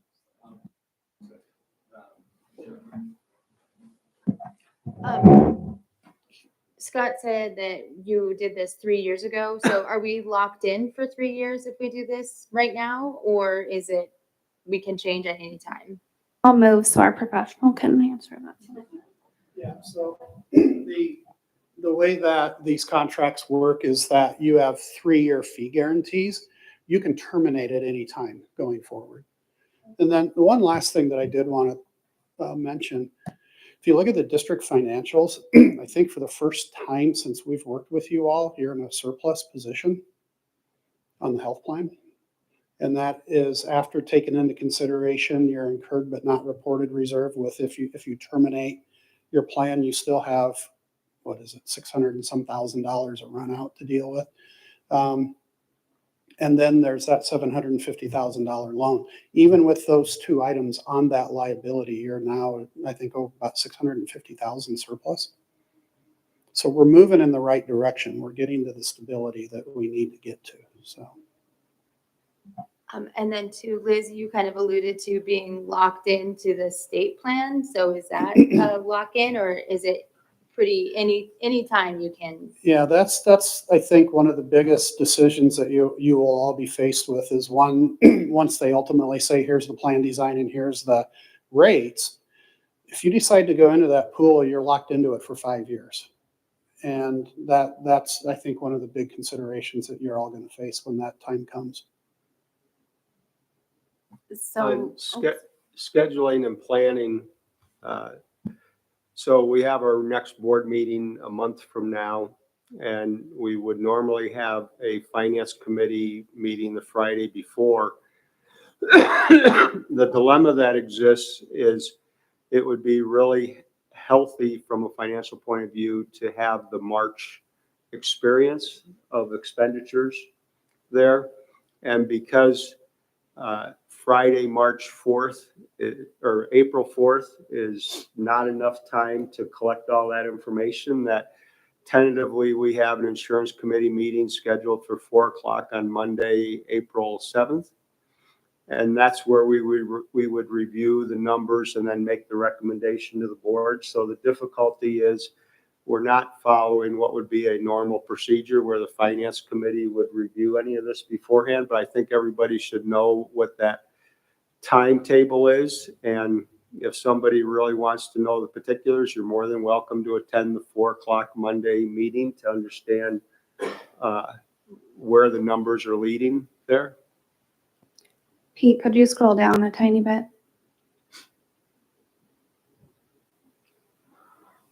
I didn't bring my glasses or I would have just read this part. Sorry, everybody. We did talk about that after the insurance committee meeting. And there is now a finance committee meeting scheduled for the 4th. Bromley, Scott, and I talked about this as well. And Scott did assure that we could have most numbers by the April 3rd meeting. Because realistically, if we don't make this decision until the second week in April, we do have our brand new Tyler system that we're transitioning into, and that would leave 2 weeks for Bromley to get things ready for open enrollment at the beginning of May, which I'm sure she could do and make awesome. But Scott guaranteeing that we would have kind of what we need, maybe minus 1 week of March. I'm pretty confident that we could have good numbers for our April 3rd insurance committee meeting to make a recommendation, which would then be discussed the next morning at finance and then come to all of you on the 8th for numbers to discuss. Yeah, so once we get the February financials from the district, then we're going to do a final forecast. And then I watch the weekly claim runs and see what's going through there, and that'll give us a pretty good idea if we're okay with what we're projecting then. I mean, like this week's claim run was one of the lowest we've seen in a while at $70,000 for the week. So, yeah, we don't hold our breath because next week could be 250,000. You know, it's week over week, it varies. Jared, after we get a motion, we'll have public comment. Any other questions for the group? I just need a clarity on timeline. So we were going to make the big decision on whether we want to make changes now, but it seems like with the knowledge that we'll have an option for a different type of change that we don't have information on within a year, it seems like we're talking about putting off this decision or staying at the status quo now to have minimum disruption and reevaluate next year when we have a choice that we don't presently have. based on that, why are we talking about waiting 2 weeks till March to? To finalize this year's, actually, like we're projecting the 8.7 in total. It's that 8.1% on the medical is what we're looking at. That could jump to 10, it could basically drop to 7. You know, we won't know. So are you suggesting we table this and the board not vote on this for a month till after April, or are you just, I'm unclear. Historically, the board has voted to continue what we are currently doing or move to something different if it's, so that's essentially what you're doing right now. Just a giant step back. We wanted to look at fully insured rather than just a renewal of self-funded, so that if it came in at 0% or I don't know, -5%, we might consider a switch. But coming in at minus 0.1% of an increase didn't feel to the committee like that was the recommendation we wanted to make tonight. To answer your question, there's 2 steps. The first step is to say we're going to go self-insured. The second step in April is to identify what the premiums are going to be for the participants. That's what the April 8th meeting will decide, are the premiums. So are you willing to make a motion there, Rebecca? I move to move forward as presented by Liz and Brown.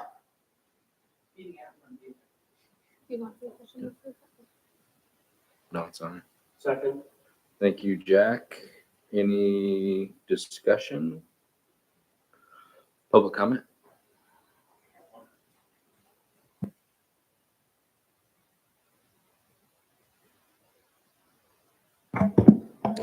I don't know. I got a lot to say, but I don't think I am going to say all of this because it's just too much.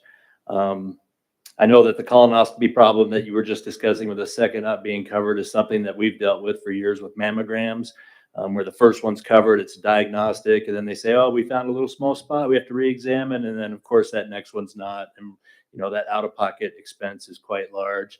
We've had issues with the post-falls things. I love that that's a great benefit and people can go over there and get surgeries with no out-of-pocket cost.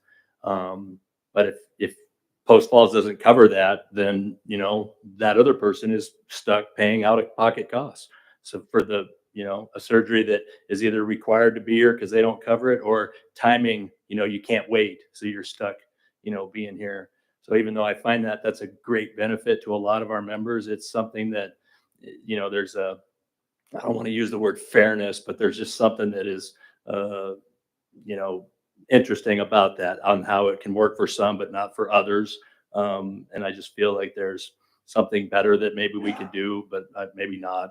And I'm also sitting here kind of wondering, I'm kind of really sick of hearing about the $750,000 loan that came from the district's interlocal back in 2016, which I don't know if you guys are aware of that, but it was a deal that was during negotiations. The teachers and the district agreed to split the cost to save the insurance plan at that point. And the teachers actually took and paid that share of theirs with the low increase that they took that year. And then the district called it a loan from the interlocal. So basically, the district could just drop that loan anytime. I can't believe it's still on the books, because it obviously is having an impact on our insurance numbers when they're looking at it. And they could just drop that loan anytime because it's from their savings account, as Mark Flateau pointed out a long time ago. So I'm also just sitting here wondering where the significant savings went. When the central administration chose to close down the premise clinic without running it by the insurance committee in July, they said that the reason was the significant savings that it would provide the district. And I was kind of thinking, ooh, maybe my rates won't go up, but even though the same reasoning was used to start the premise clinic, and for what I've heard, the clinic was actually starting to get to the point where it was going to start reaping the rewards. And then the other issue I have, is just that these 10% insurance increases that are becoming annual are also adding to the inflationary pressures. And, these pressures are making our take-home pay literally drop in some cases. And I've talked to teachers that have that happening. And that 2.11% increase is just not keeping up with the inflation and insurance increases for next year. So I think that needs to be considered at the next round of negotiations when we begin again. I appreciate your time and work on this difficult issue.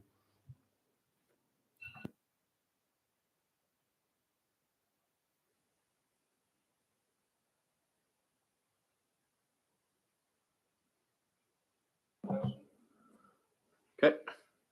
So all in favor signify by saying aye. Aye. Any opposed? Motion carries. Next up is calendar committee calendar for the 25-26 school year. Liz and Sarah, thanks you guys.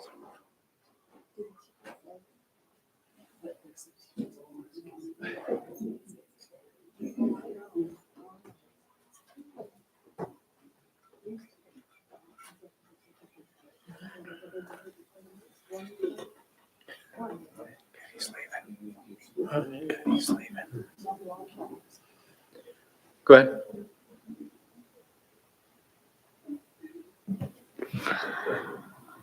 Great. So Sarah and I co-led the calendar committee this year.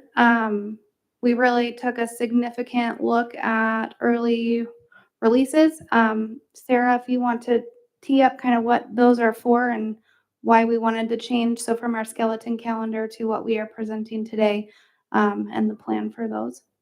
Sure. Yeah, Liz, thank you for being an awesome partner. It was my first time co-facilitating calendar committee. I think one of the commitments we made in light of all of the changes that our district has faced in the last year, we were intentional about not making significant changes to the recommended calendar next year until we're able to really survey staff, family, and students. People had great ideas for future calendars around late start versus early release, around different holiday breaks, all those things. And the decision was made that we want to do a thorough survey in the fall that would drive the 26-27 calendar.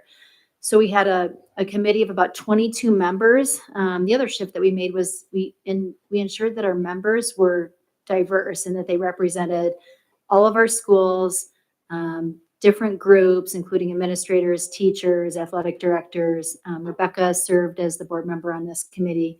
And the very first question we asked is, what do you want to see in terms of the calendar next year? And the word that came up over and over and over again was consistency in early releases. Consistency for families, consistency for staff, so that families can plan childcare and they don't know if it's going to be a Wednesday or a Friday. And so that staff could collaboratively plan professional learning with their administrative team and instructional coaches. So that's what we did. What you have in front of you is a calendar that did not increase the number of early release hours. Those remained the same, but it spread them out more evenly across Wednesdays so that both families and staff could rely on a more consistent schedule.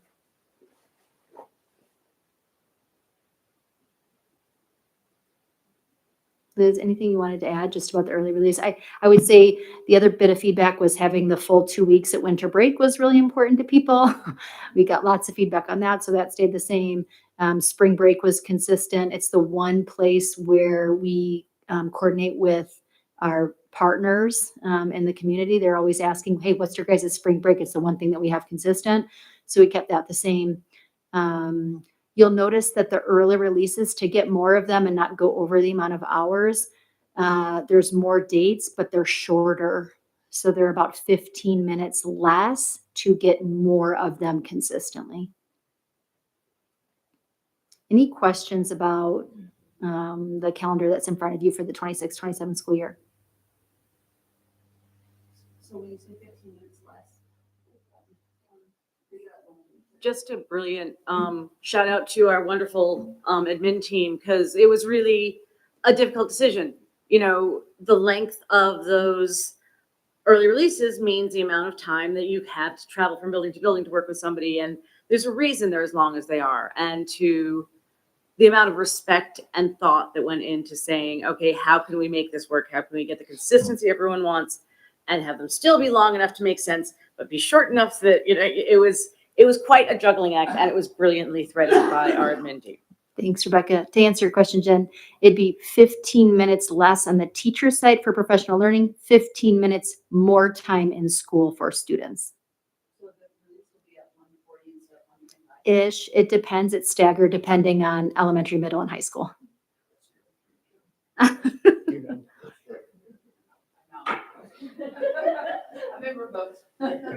It looks like you tried to do the same thing where if you have like an off day, then you don't have the early Wednesday, but it does look like there's a few like in January. And then this in February too. Like it looks like the 16th is off, but you still have early release on the 18th.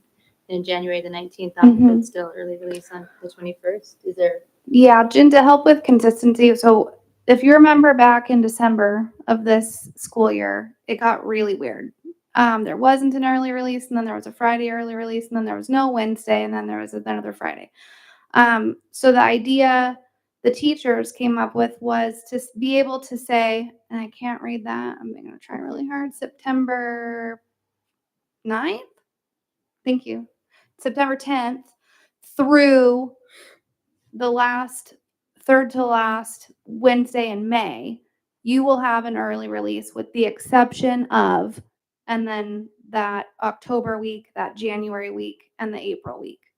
So you will have a Wednesday early release if we have school, with the exception of these 3 days, rather than sending the text message, all calls like, this is one, this isn't one. It's just that is part of the consistency that we were looking and hoping to provide our families. The vast majority of our teachers would have preferred every Wednesday regardless. Yeah. And we're like, we're not going to, until we survey our parents and families, we're not going to increase the total hours across the calendar. But we did want to honor the overwhelming response around consistency. And actually, a lot of the administrators in the room were speaking on behalf of the families. Like, if we're going to have early releases, having them on a consistent day. So you'll see the only Friday that's on the calendar is the January 30th speech and debate tournament. Or I'm sorry, it's debate.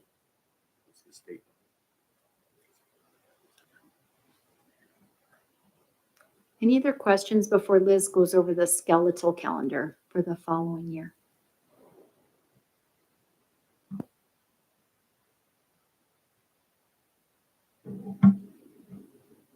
I think what I'd like to do is approve the 25-26 calendar before we move on, because it's two separate motions. So do you have any other questions for the 25-26 calendar for the group?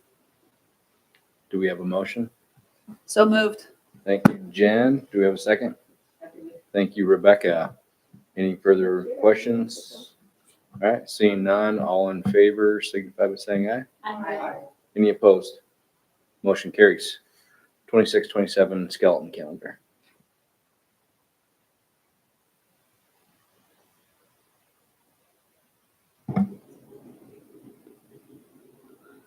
So Sarah alluded to really leaning into getting feedback for this skeleton calendar. What we do know is really important to our families and our partner districts is start days and breaks. But we also don't want to, send a message where people start planning and have early releases and all that on this skeletal calendar. We want to be really honoring of taking honest feedback and receiving it and coming to the calendar committee with that for the next school year. So this skeleton calendar is very skeletal.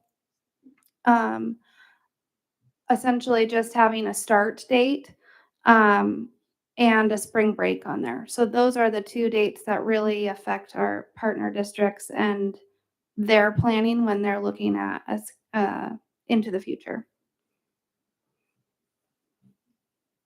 Anything to add on the skeleton calendar, Sarah? You took the words out of my mouth. It's pretty skeletal.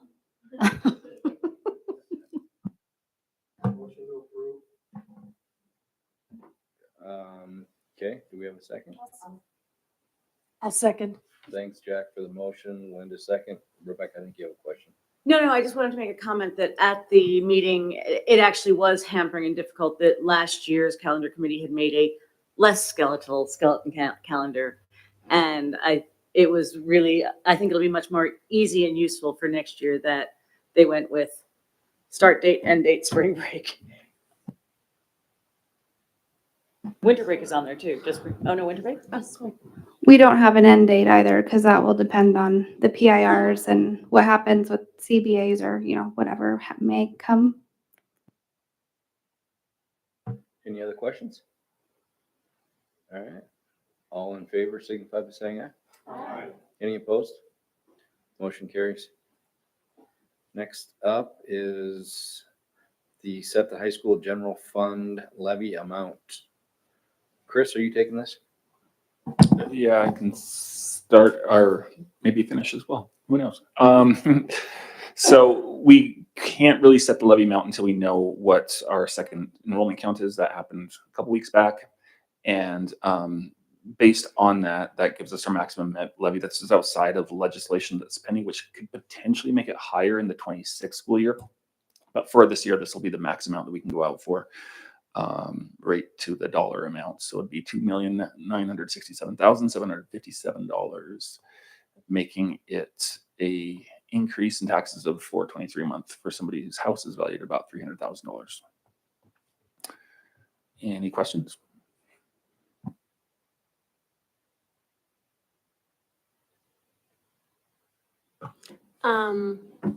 We have to, when we print things, I know we have to have the number. We also have to print mills. People are asking about mills and things like that.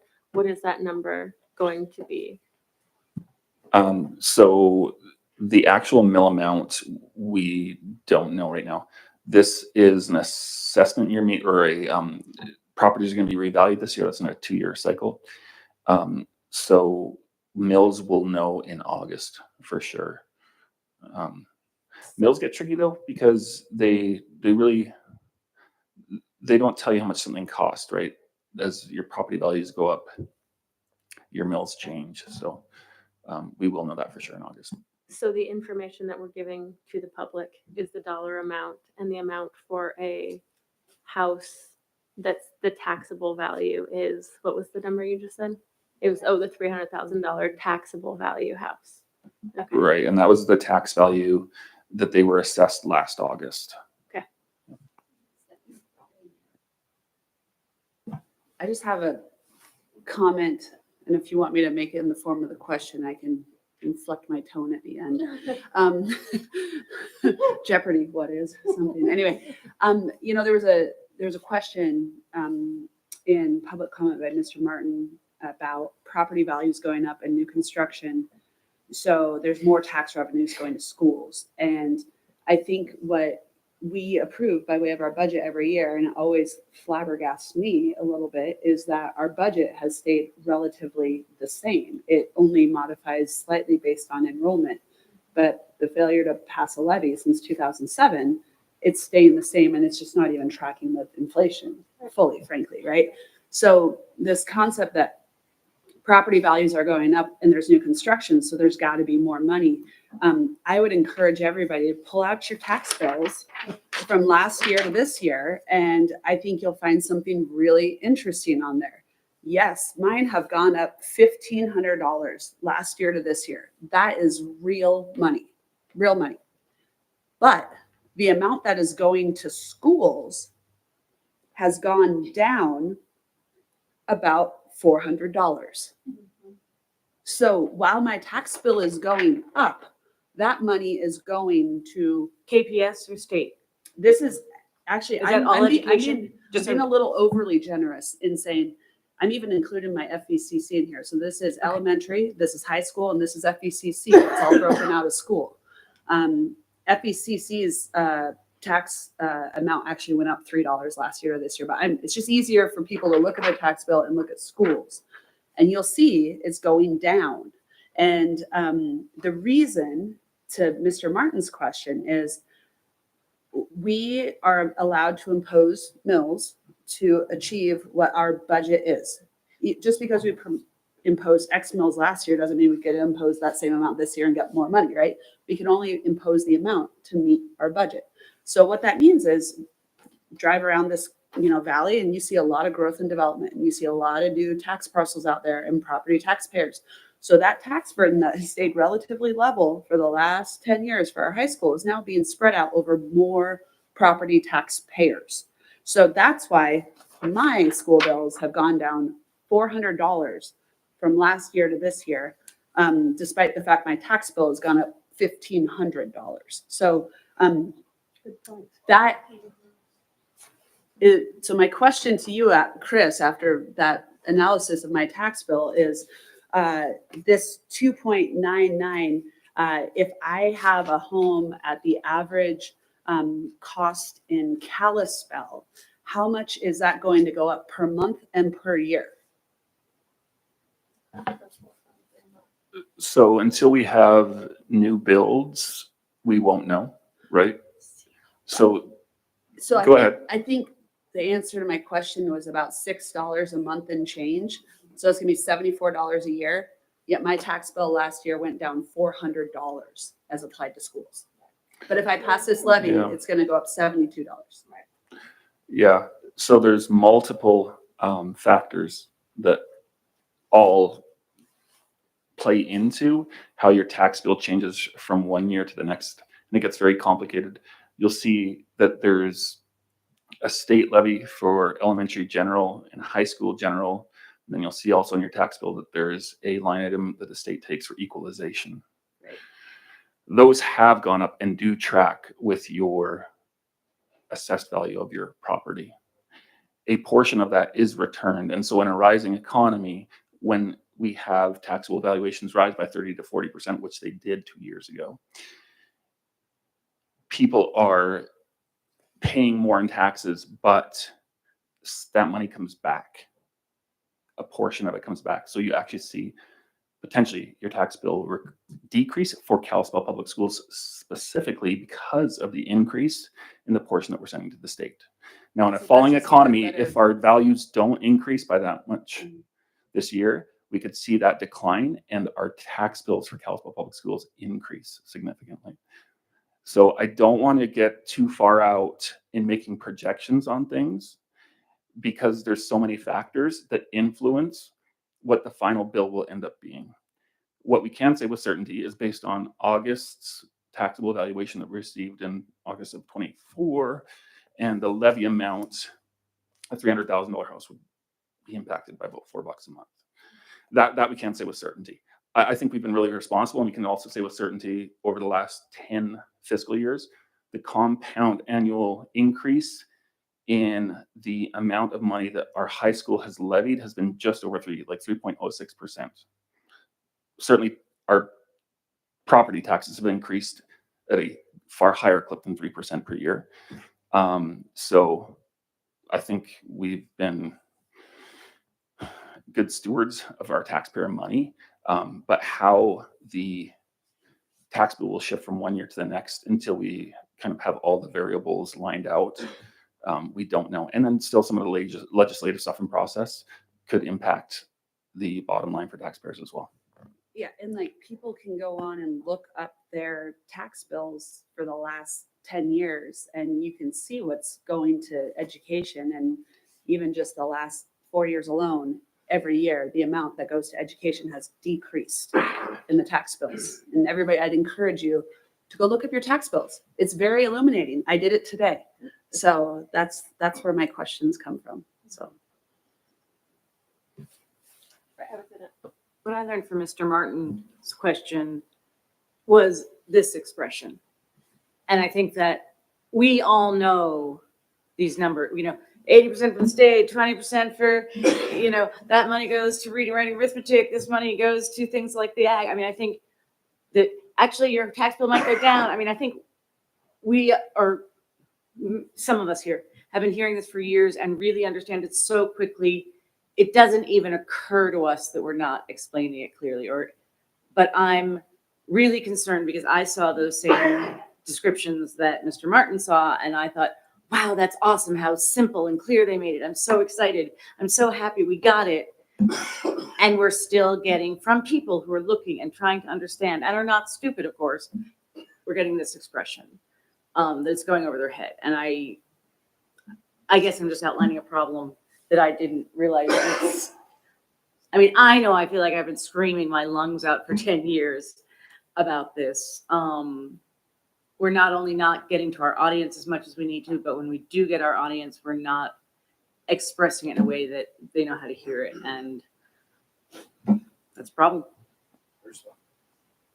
It's a super simplified version and it's not as accurate as what Chris said, but it's kind of when people ask about mills, it's like mills is a weird number and formula, but it means a certain amount of money that's shared by all the people that own houses. And so if there's more houses, that's not more money that's being shared, it's more people that's sharing it.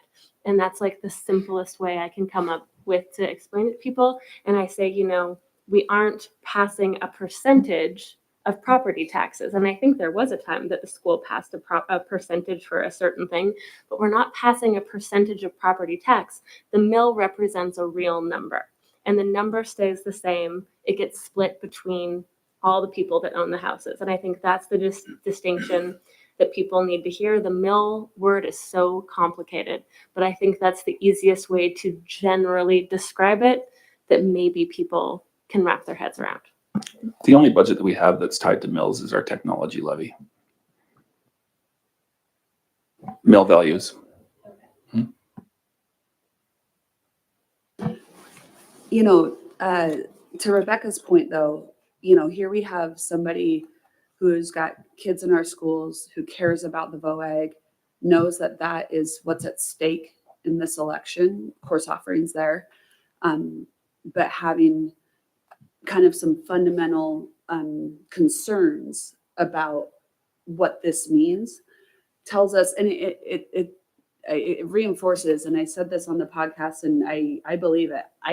I don't think that our community doesn't support our schools. I think they just don't understand how we're funded and what is funded by a levy. And so to Rebecca's point, communicating this stuff in a super simplified version to our parents, to our community, to our friends and neighbors is really important. And I think your super simplified version is a great way to explain it. I mean, drive around this valley. We all know the growth. That just means the tax burden for our schools is being shared amongst more people, which means your property tax bill has gotten down the last 3 years. That is true. That is true. Your property tax bill as applied to schools has gone down the last 3 years. That's 100% true. And I have my microphone on so we can record that. Will you say what you said? I think that you just said something I didn't understand though. The only levy that's tied, I thought all the levies were tied to mills. Will you, because maybe I'm confused too. They back into mills, but they're not. Oh, they back into mills. We back into mills to impose them, but they're not tied. Okay. Right? So, no, the value of a mill is 1/1000th of what your taxable value is. We levy 11 point something mills for that technology fund, right? So when mill values increase, we levy more. When they decrease, we levy less.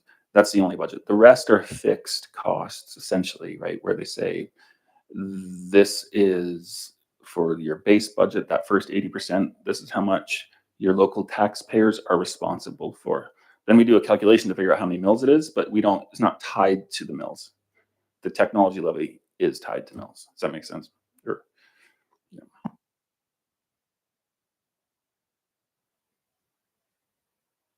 But again, on our message, I can't remember the exact words of our commenter, but he did say something. I mean, he didn't say blackmail, which is a word we often hear, but he did say some word like, oh, scare tactic. That there's still a concern that we're not presenting the truth, that we're using scare tactic, that we're trying to put unreasonable, undue pressure on people. And I thought there was a lot to digest in the language of what was said tonight. I don't want to take us too far off topic here because there's a action item to set the levy amount, but I do want to clarify or put some context to a lot of the discussion here. These conversations are really deep and they are nuanced, and it is our responsibility to make sure that we're very transparent, truthful, and provide the level of detail that goes as far as people want to go. It's also our aim to try to make this simple and honest. And so there's no conflict in the two. So how we're presenting information is this is true at a very basic level. And then if you would like, let's continue the conversation as deep as you want to go into the nuances of permissive levies or what a mill actually means and all that conversation. So I think those conversations are happening. And I've heard Jen say this several times about she believes that the community supports education, just don't understand the complications of school funding or what the investment is. We will know the answer to that question on May 7th because there's never been an effort like this before, and we are presenting information super clearly at a very basic level and providing opportunities for people at a very deep level. And so we'll know that answer, and we're all, I think, really hopeful that the levy outcome is going to be super positive. But I'm just really proud of our team and the greater team of people, our staff, community partners for helping share this information and reach a really wide audience. So I don't want to take us too far off track, but I think that the context of the district's responsibility to be clear at a basic level and then super clear at the deepest level. Matt, to Rebecca's question about the scare tactic and the VOAG, can you explain very clearly what types of cuts we are going to see at the VOAG if this levy doesn't pass? Or would Mr. Bay be the best resource for that right now, I guess?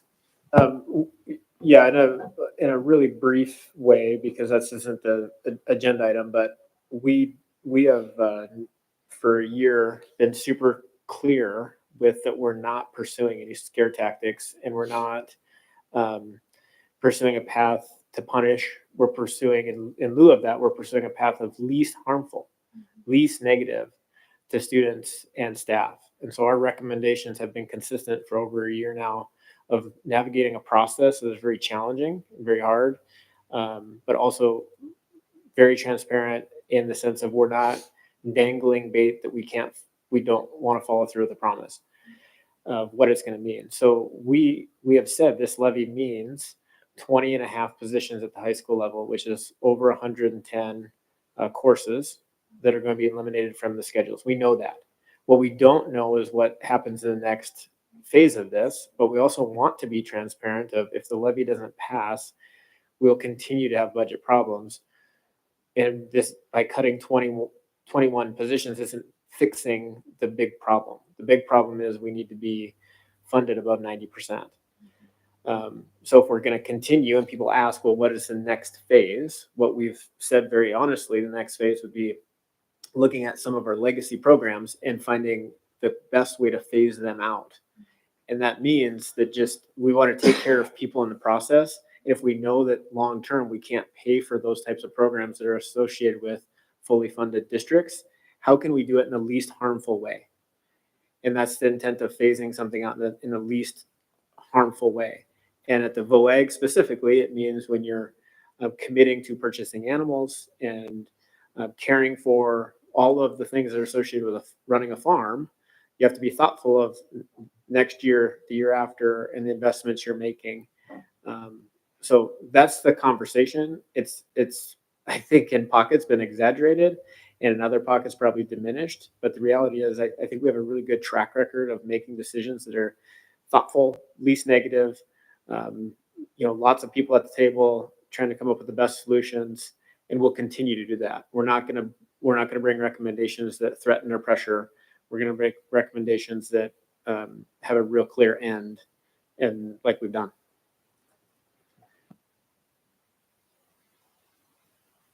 Just briefly, I've seen something on the levy from Instagram, Facebook, buttons, people talking about it, signs like 8 times today. So I think we're going in a step in the right direction for our education. And I love the information that's out there for people to kind of dig into. So I think we're going in the right way. Do we have a motion? for the high school general fund levy. So moved. Can you just state the amount though, so it's in the record, please? Right here, go read it. It's right there.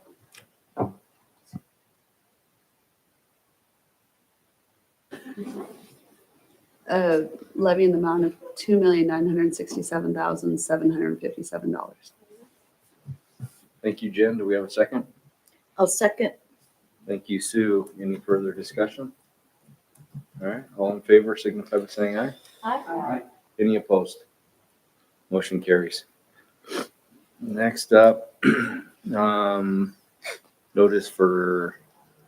of intent to impose a non-voted levy for elementary. So this will be elementary only. Chris? Yeah, so annually, we just have to notice the public if we're anticipating changes in our permissive levies. And we do anticipate changes this current year. The biggest one that we actually don't know yet. So we just have to give them an estimate of what we think is actually going to happen. The final numbers when we approve the budget in August could be different. The biggest one this year will be with this new open enrollment bill where students from our district who go to other districts, in the past, we didn't have any tax liability for those students. We do now. However, that's offset by students coming to our district that aren't residents in this district. And I honestly don't know yet how that's all going to shake out. It won't affect cash flow or any of our budgets in the sense like we'll be down cash or we'll have more money than we thought we had. It's just how much of a tax burden it'll end up being. So that's the one caveat for both the high school and elementary on these. The rest of it's just pretty standard. Approximately like 3% increases on those funds across the board. Have we drilled down and made sure that we are encompassing for the costs that we are allowed to permissive levy to the fullest extent? I would say for absolute certain, there are, we're squeezing every penny. There is perhaps some room left on special education. However, we pushed that pretty significantly year over year, and we'll take another good look at it this year. I'll offer, I had a conversation with Lance Melton at MTSBA, and he offered to take a look at that piece because in his experience, that piece is where districts often do not get fully. Yeah, I think I definitely have a follow-up conversation. You want to be thoughtful and careful about how you, how and by what increments these levy amounts increase by. They can draw undue attention, which from an audit standpoint or public standpoint can lead to inquiries. That's, I think though justified, would take a lot of maybe explaining to somebody who doesn't understand the nuances of school finance. So yes, we'll definitely take a deep look at special ed again this year. And yeah, we try to utilize every penny that we can in an ethical way to cover admin salaries and a few other things out of those permissive funds. I feel confident chiming in here because Chris and I've had several of these conversations. We follow the law on what is allowed, but we also err on the side of caution because these are public funds and we want to make sure that we're using them in the most appropriate and responsible way. And so these are funds that are used in the way that they're intended. And also we don't want to be the district that's pushing the boundaries and being dabbling in the gray on these areas. We view these permissive levies as a way to build trust in our community, and we build trust by ensuring that we're erring on the side of responsible decision making.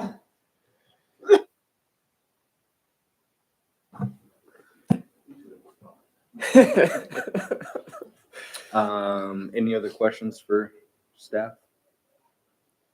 Isn't there also a piece on the permissive levies that if you go higher and then go back down, there's funny things that happen? I think you're referring to a maintenance of effort with special ed, and that Right, is 'cause you similarly, mentioned it's special ed. similarly related, but it's not specific to this issue with permissive levies. Yeah, but we've had those conversations, and yeah.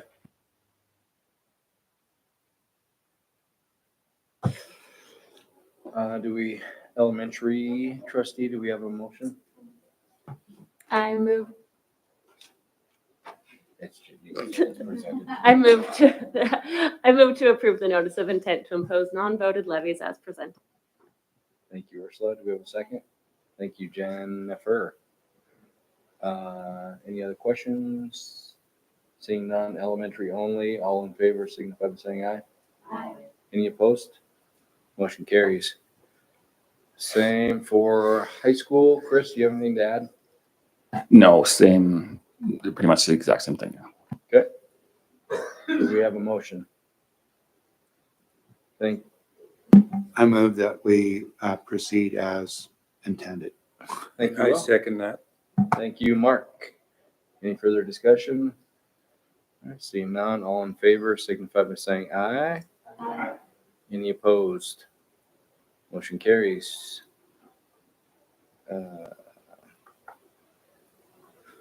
Major maintenance project action item. Attached to the agenda is an updated proposal that has been put together by Morrison Merrily. I'm continuing to work with them on the major maintenance project ranking list, and this definitely does not encompass all of that list by a long shot, but we have been able to identify our most urgent projects, and then we've retooled our scoring rubric to try to make sure that we're getting the most out of the projects that we have planned. So in a nutshell, we had teed up several different boiler projects that will need to be addressed in our district. And there was some thought that through bundling them all together that we could have a better bid package from prospective construction groups that would take on that scope of work. But then after a further deep dive, the scopes of work varied enough to where it's not as advantageous as we thought. And so we're going to back off on some of those projects. We think we can value engineer a couple of things to get us through until next year. But these were the projects that remained. And I'm recommending that we move forward with these projects so that we can hit the construction season now. So these projects will move fast. Morrison Merrily's been doing the work behind the scenes. The biggest project is KMS, and it's the most complicated. They've been in and out of the building several times. They have a staff meeting planned. I'm really happy with how that project is progressing. And then the other ones are just because of the condition that the KMS roofs are in. The recommendation is that we would bid out the 3 or 4 different roof projects, but the major priority is the one above the office. Because if we had a failure there, it could cause lots of other damage to other areas that would be more costly. So it'll likely include at least that scope of work, but then depending on what the bids come back, it could expand into a larger scope of work. Even if it doesn't this year, the work we're paying for with Morrison Merrily would be good, next year when we decided to move forward with that project. And then the other project on that list is this actual skylight here. And earlier you could see it, but we have the red bucket. That's always a constant reminder of the leak here. But when it was still daylight outside, when we came in, you could see that this is actually held together with tarps and duct tape. We have a large tarp over this skylight, and then it's sealed and then covered with duct tape. And when we have a weather event, wind, we reseal and we re-duct tape. So there's a good plan. I think that my recommendation is there was a couple things we looked at. We looked at just sealing it off and not having a skylight, but this is a landlocked space, so to speak, interior, no exterior windows. So it is important to keep natural light in this space, especially as a library space, shared use space. And I'm happy with how we're progressing with the planning. So those are the 3 projects that I'm recommending moving forward with. I love the idea of presenting that fix as like tarps and duct tape. Yeah. Tarps and duct tape. It's just hilarious to think that at some point somebody had to be like, well, I have a big tarp. Yeah. I think I would have gone with Flex Seal. Have you guys heard? I'm just saying. Pete uses that on his canoe. Yeah. Didn't you last week say that the roof was something you thought we should do in-house, not had Nicholas and Morley do, or is that still true, or? Thank you for reminding me of that. Yes, I did say that, and now it's not true. So these projects are a little bit more complicated. There will be other roof projects that we can probably manage. These ones, probably not. These ones will be, we'll order the skylights, they'll do the demo, and then we'll actually crane them in. And so we'll stage it out there, bring a crane in, and so that actual construction will probably be 1 or 2 days. But the setup, the engineering is pretty critical to making that operation happen pretty quickly. So. And we'll bring the kindergarten classes who love construction to watch, right? I don't know if they'll love it in July, but yeah. So this is a deferred maintenance of not to exceed $204,000. Yeah. So made. Thank you, Jack. Do we have a second? I'll second. Thank you, Sue. Any other questions? All right, seeing none, all in favor signify by saying aye. Aye. Any opposed? Motion carries. Next up is the elementary consent agenda. If you've had an opportunity to look at that, do we have a motion? So moved. Thank you, Sue. Do we have a second? Thank you, Jennifer. Any discussion? All right, elementary only. All in favor signify by saying aye. Aye. Any opposed? Motion carries. Next up is the district-wide consent agenda. If you've had an opportunity to review that, do we have a motion? So moved. Thank you, Sue. Second. I'll second. Thank you, Ursula. Any further discussion? All right, seeing none, all in favor signify by saying aye. Aye. Any opposed? Motion carries. Trustee reports. Rebecca? As you guys have heard, Science Fair was last week. As we did a great showing among our board and among our students. Would like to see more buildings involved. You know, we saw a little dip with some buildings less involved in COVID, and we haven't come quite back up. And I think it's clearly in line with the district's priorities of, you know, kids do projects, kids present projects. So I hope we move forward in more buildings next year. I just wanted to say that I've enjoyed seeing Matt and Jen absolutely everywhere at both Rotary clubs and at the, you know, on the podcast and that Q&A question that we had for the teachers. That was huge. I think that's all so wonderful. And then also I, you know, liked and shared Facebook One Brave Pack. You know, it's just been great, the momentum that we've had. Enjoyed the science fair and the VOAG competition that I was involved with. And so, yeah, so all good things. Nothing for me. Sorry that I bled a little bit during the health insurance discussion. I've clotted.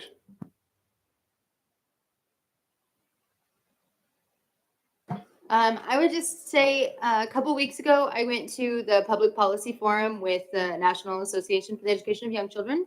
And even though I'm there in the capacity of advocating for early childhood, all education is important. So every staffer that I talk to, every person that I talk to them about like bridging the early childhood to the K-12 system, and that any decisions that are made at the federal level should be impactful for every student across the country. And I just will keep harping on it, but we really need to bridge this early childhood and K-12 gap, because if we all come together as a bigger voice, we'll have more movement and we can make more change. So if you take into account every single child care provider in the state of Montana, there's 975 of them. And that's not a lot of people, but it's people, and it's people that have a really strong relationship with parents. So that's more parents that get involved. And I just think that we need to be better about bridging this. No report. I kind of have a long one today. because I've missed a few. And I'm sorry that I have not been here in person, but I have been busy nonetheless. I have been on the island of St. Martin, which is a French island. And I got an opportunity to look at a couple of their schools there. And the parents and the children are so involved with their schools. They wear uniforms. They get out early on Fridays. They play on the playground, and that's how I got to see most of them, is because I would hear wherever there was a school, I could hear the kids. So it was really kind of fun to see a different school system there. But the other thing I wanted to let you know is I too love seeing all the things going on with the levy, but in partnership with that, our legislature has been very busy. They are on transmittal right now, which is so nice to get, take a break and a breath. I have done a lot of testifying for committees, and one time I actually had to, I forgot to turn off the camera, and I was kind of sitting in my swimsuit, so I had to quickly remind myself to do that. But it is such an easy way. I appreciate everybody here who has made testimony, either written testimony or in person. I know Heidi went there in person, but it is so easy to sign up to testify by Zoom. And I think our advocacy this year has been stronger than it has ever been from a lot of different levels. In fact, it was so high at one point, the sponsor of one of the bills, Greg Hertz, said, please stop calling us. That's the bill where they were going to change the levy amounts to a 60% pass rate. Well, he agreed to an amendment taking the school districts out of that bill. So no matter what was going to happen with that, schools were going to be okay. And he just had to say, enough. We've heard from you, enough. But there are a couple of things that I just wanted to remind you to watch for. We were just talking about major maintenance things, and Linda Rexton from Polson has got House Bill 515, which is on the first reading as we get to this transmittal break, which will increase the amount of money that the state provides for major maintenance. That will be huge, has a good chance of passing. Of course, our big one is House Bill 252, which is the STARS Act. And right now that has been moved over to the Senate. So that's a really good sign. Let's see, the tax credits for private schools have been tabled. One's failed. Let's see, where am I here? I actually testified for Courtney Sprunger's House Bill 483 on the 95 mills, which was a little scary because I'm not entirely sure I understand it fully, but I testified for it anyway because Lance wrote me a speech. I also testified for the bill with an amount for nationally board certified teachers, which as a nationally board certified teacher, I was 100% behind that. And I learned that there's only 112 nationally board certified teachers in Montana, which shocked me.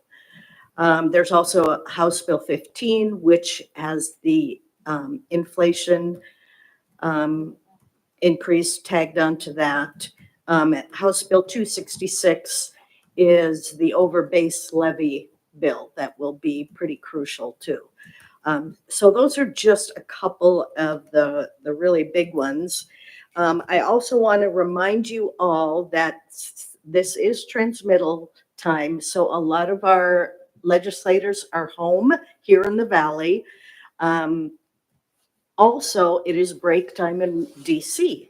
I know that Ryan Zinke is here on Friday having a meeting at where are they now? They're at the old mall.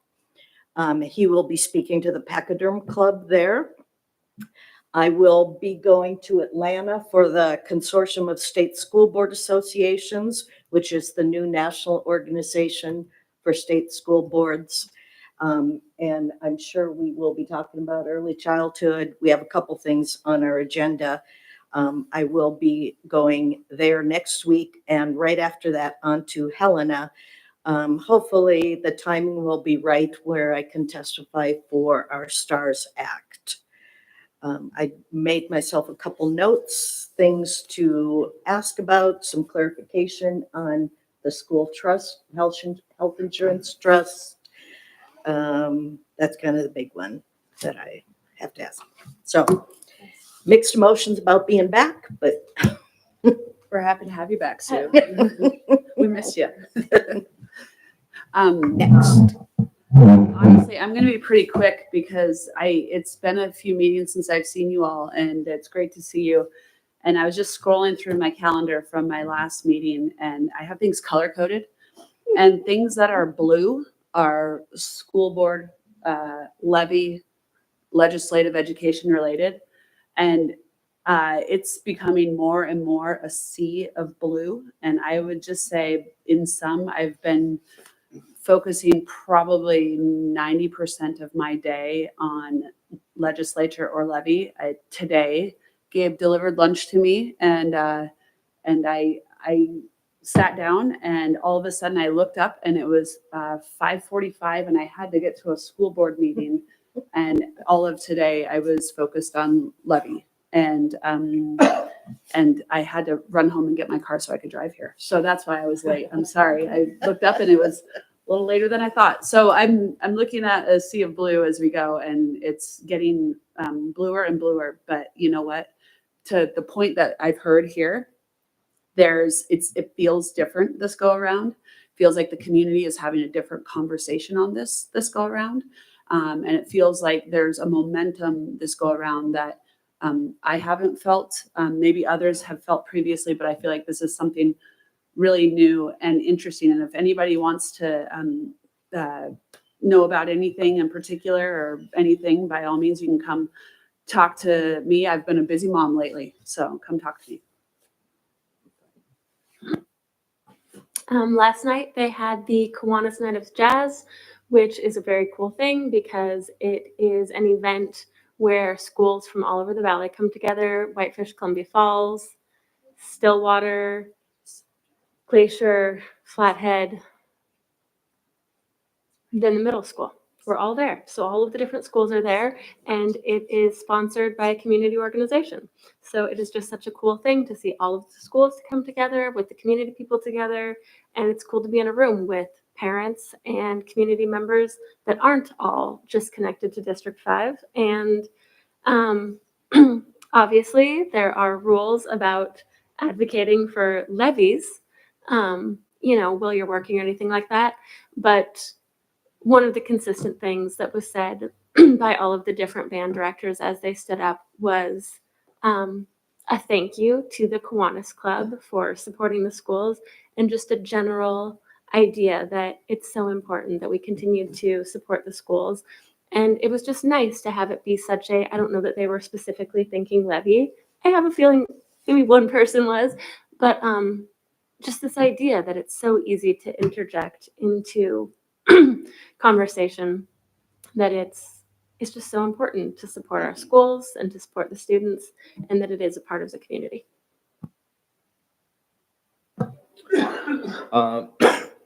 Jack, you're making me cough. Thank you to all of you that provided responses to my email about different organizations you could possibly present to. That doesn't mean you will be presenting to them, but I did provide Matt with a list of different organizations that you guys provided to me, and then I put us in groups of 2 or 3 to go out and help present at the different organizations and school boards. So we will probably be putting that together and getting that out to you. If you're uncomfortable doing it, just let us know.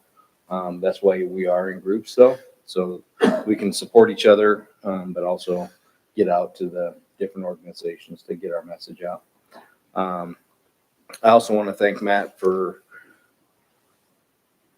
doing the press release. It was really impressive. I know there was a few of us there. To see the support there and the media that came out to cover it was awesome. I don't think we've ever done anything like that before. So it was cool to see Matt put that together and get kids to talk about all the success they're having with the different activities they're doing. And then also just Matt putting himself out there with the teachers. I haven't seen that before either. It's nice that he's willing to do that, to be there to answer the hard questions. Did it really well. And I think he was able to answer a lot of the questions or concerns that some of the teachers had, and we'll allow them to go out and then actually present a good message for us. So that's my. Thanks. We have a really great story to tell, and it's been fun. Part of this talking about the levy has just been us framing it up with the great stories that we have in Kalispell Public Schools to tell, and I'm excited that post levy we'll continue to tell these good stories. We had some amazing student speakers tonight. Gosh, the interns reminded me of part of the story we're telling. We have over 250 student interns in one capacity or another this year. So last year we had 100. This year we have 250, and going into next fall, we already have 300 high school kids signed up for some sort of internship experience. So just really powerful when you hear those kids tell the story and they're finding career pathways and that they love and they don't love, and just the whole thing is pretty incredible. So I'm super proud of our staff for how they're scaling that up and providing those opportunities. Want to also just give a shout out to our central office staff. They don't get a lot of love sometimes, but I think what you're seeing is there's just different surges that happen, and whether it's switching over a business software system, taking on a levy effort, taking on maintenance projects. We have a couple positions posted, elementary positions posted, and then we have these things that happen in addition to the regular work, and to watch a team of people just continually surge and figure out ways to do it and make it happen. And we have some people working some really long days, and they've been working long days for a long time. So just really proud of that staff, and just want to recognize their efforts for that. Scott mentioned the Q&A. We have a great staff, and they have a lot of good questions, and we're continuing to be available. We did one Q&A for our entire district here at Flathead, and then we've been following up with individual meetings at each one of the high school sites. And it just gives us an opportunity to one, connect with a site at a smaller level, and then hopefully end the conversation around, the families from your school. What is the best way to communicate with them? Where are they already meeting that we can meet with them? What are the things that we can make some natural connections and have some talking points around why this levy matters to them? And so that's just been fun to hear from our staff and get some of their ideas. I'll leave most of the legislative updates to Sue, but I wanted to point out that we are still tracking some legislation. I'm interested in that bill that Rexton's carrying, and maybe get in your ear to maybe get in somebody else's ear about if some of that funding can be more distributed through A and B versus the basic entitlement that goes to all schools. And I think that sometimes these bills disproportionately impact larger or smaller schools. And so if there's a basic allotment that goes to every school, regardless of size, that's really not good for us versus if allotments go based on A and B. So just something to consider there as we're watching and proposing some amendments or some advocacy for some of these. And then also, I haven't lost hope on. No, that's the other one I was going to talk about. You mentioned Rexton's 515.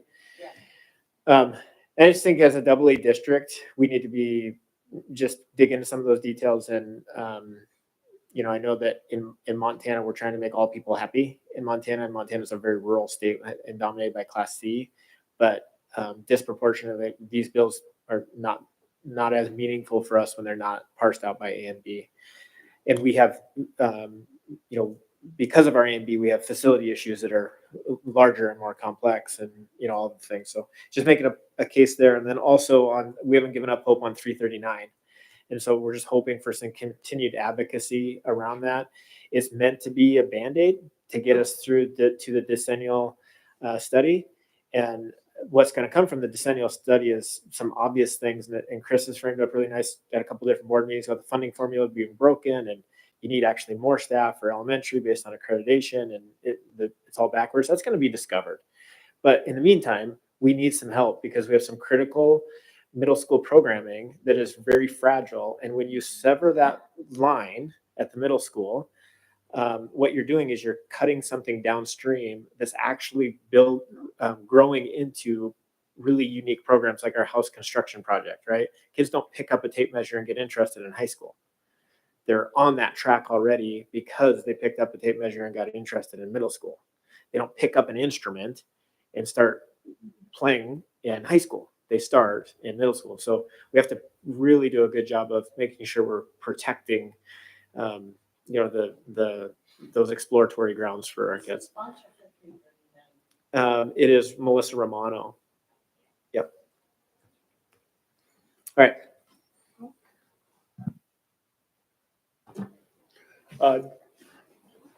Just want to give a shout out.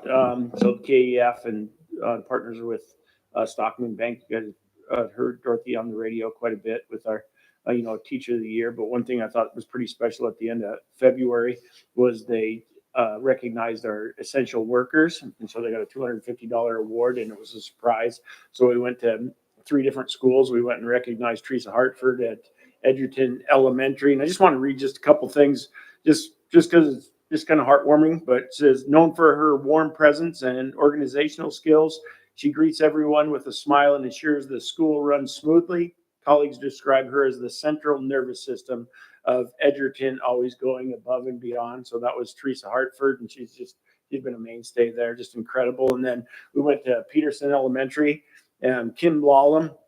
They said she fills multiple roles from office manager to reading interventionist, and she's praised for a positive attitude, patience, and willingness to go the extra mile for the staff and the students. And then the last one we did was Sandy Weeks out at the VOAG Center, and I've known Sandy, I think, for a long time, but she's just a pillar of support for students, known for her kindness, encouragement, and wisdom. Students credit her with providing invaluable advice, emotional support, and even the occasional pick-me-up from the famous chocolate jar. So, we have a lot of incredible people, and I know we always recognize staff, and we always appreciate it with the students, but, the essential staff they're just so amazing, and they're just what helps us, keep our schools running and keep our kids safe and making our kids, feel like they belong. There was over 150 nominations, and there was I believe a five student panel that chose these 3. So pretty special. All right. Just real quick, another bill that I think is worthy of following is House Bill 628. It's expanding early literacy. So right now we have 5 early literacy programs, and we're really bound by eligibility criteria aimed at kids who need additional intervention or targeted assistance. This bill is pretty amazing because it allows for every 3 students who qualify, 1 on-target student to be enrolled and counted for A and B. So it allows us to bring some typical peers into the program. It allows us to bring some of our staff kids into the program who didn't otherwise qualify. So anyways, House Bill 628 passed through House and is in the Senate coming up probably in a couple of weeks. So I'm excited about that one. Also, Scott, you had mentioned Jeff. So Jeff Hornby and Tracy Ketchum are 2 longtime elementary principals that are retiring. I'm going to deeply miss their energy on our K-8 admin team. They're just 2 very different, fabulous principals who bring so much to our district. There's not a time when I'm not in one of their buildings where they don't have an arm around a kid, just loving on them. So gonna miss them big time. And then one last just piece. I appreciate the moment of silence for our student Eli, 6th grade student at KMS. Thoughts and prayers go out to his family and friends. It was a tough week at KMS. Principals, staff, students were really grieving. I'm super grateful for a variety of people, KMS administrators, Susan Sherman, who runs Point on the Flathead Valley Quick Response Team. So essentially, we rallied and reached out to local counselors, our KMS counselors, KPS, so counselors from Edgerton, Flathead, and then Valleywide. We had counselor from Lakeside, one from Whitefish come out and just post up all over the school supporting students. I think they even had therapy dogs in the library to meet with kids. And then a special thanks to the staff on that 6th grade team, Kate Wilburn, who really helped rally services and support. I mentioned Susan Sherman, and then Marty Paw has just gone above and beyond to support staff and the family. I think there was a beautiful celebration of life last night. And so again, just thoughts and prayers to the family, and super grateful for our community and staff who rallied. Chris, do you have anything? Jason, you got anything? Okay. Nope, we're done. Go ahead. I just wanted to say that with the Early Childhood Coalition, the local Early Childhood Coalition, we've been working with Kara Rothke with the K-8 coordinator, and we have a parent transition, a kindergarten transition night this Thursday. It's up at Growing Roots Childcare. They have a big space that they can use in the Northridge Church up there. But we have a lot of representation, like people from Creston, Evergreen, Fairmont Egan, Kalispell Public Schools, Summers, Trinity Lutheran, Whitefish School District, West Valley. We have Greater Valley Health is going to be there, Head Start, the Heart Locker, Boys and Girls Club, Parents as Teachers, Parks and Rec, Cover Montana for Medicaid questions, Family Outreach for some of that developmental disability like assessment questions, and Smith Valley. So we just have a big representation of people. So if you know any parents that have kiddos going into the school district next year, this is a great opportunity for them to come in and ask whatever questions they might have. We did it last year and we didn't have a huge turnout, but I think we have more coming this year, and they can ask all their questions and talk about after school care and all of that too. So this Thursday, 6 to 7, we have food because you have to feed people. Okay, and then just last thing, our next board meeting is April 8th, and then April 22nd, be here in the library. And then 2 committee meetings, April 2nd for curriculum committee. I think if you don't remember who's on that committee, let me know. We can get you notified. And then personnel and finance, April 4th at 9 in the district basement. Do a motion to adjourn. So moved. Thanks, Sue. I'll second it. Thanks, Ursula. All in favor, signify by saying aye. Aye. Any opposed? Motion carries.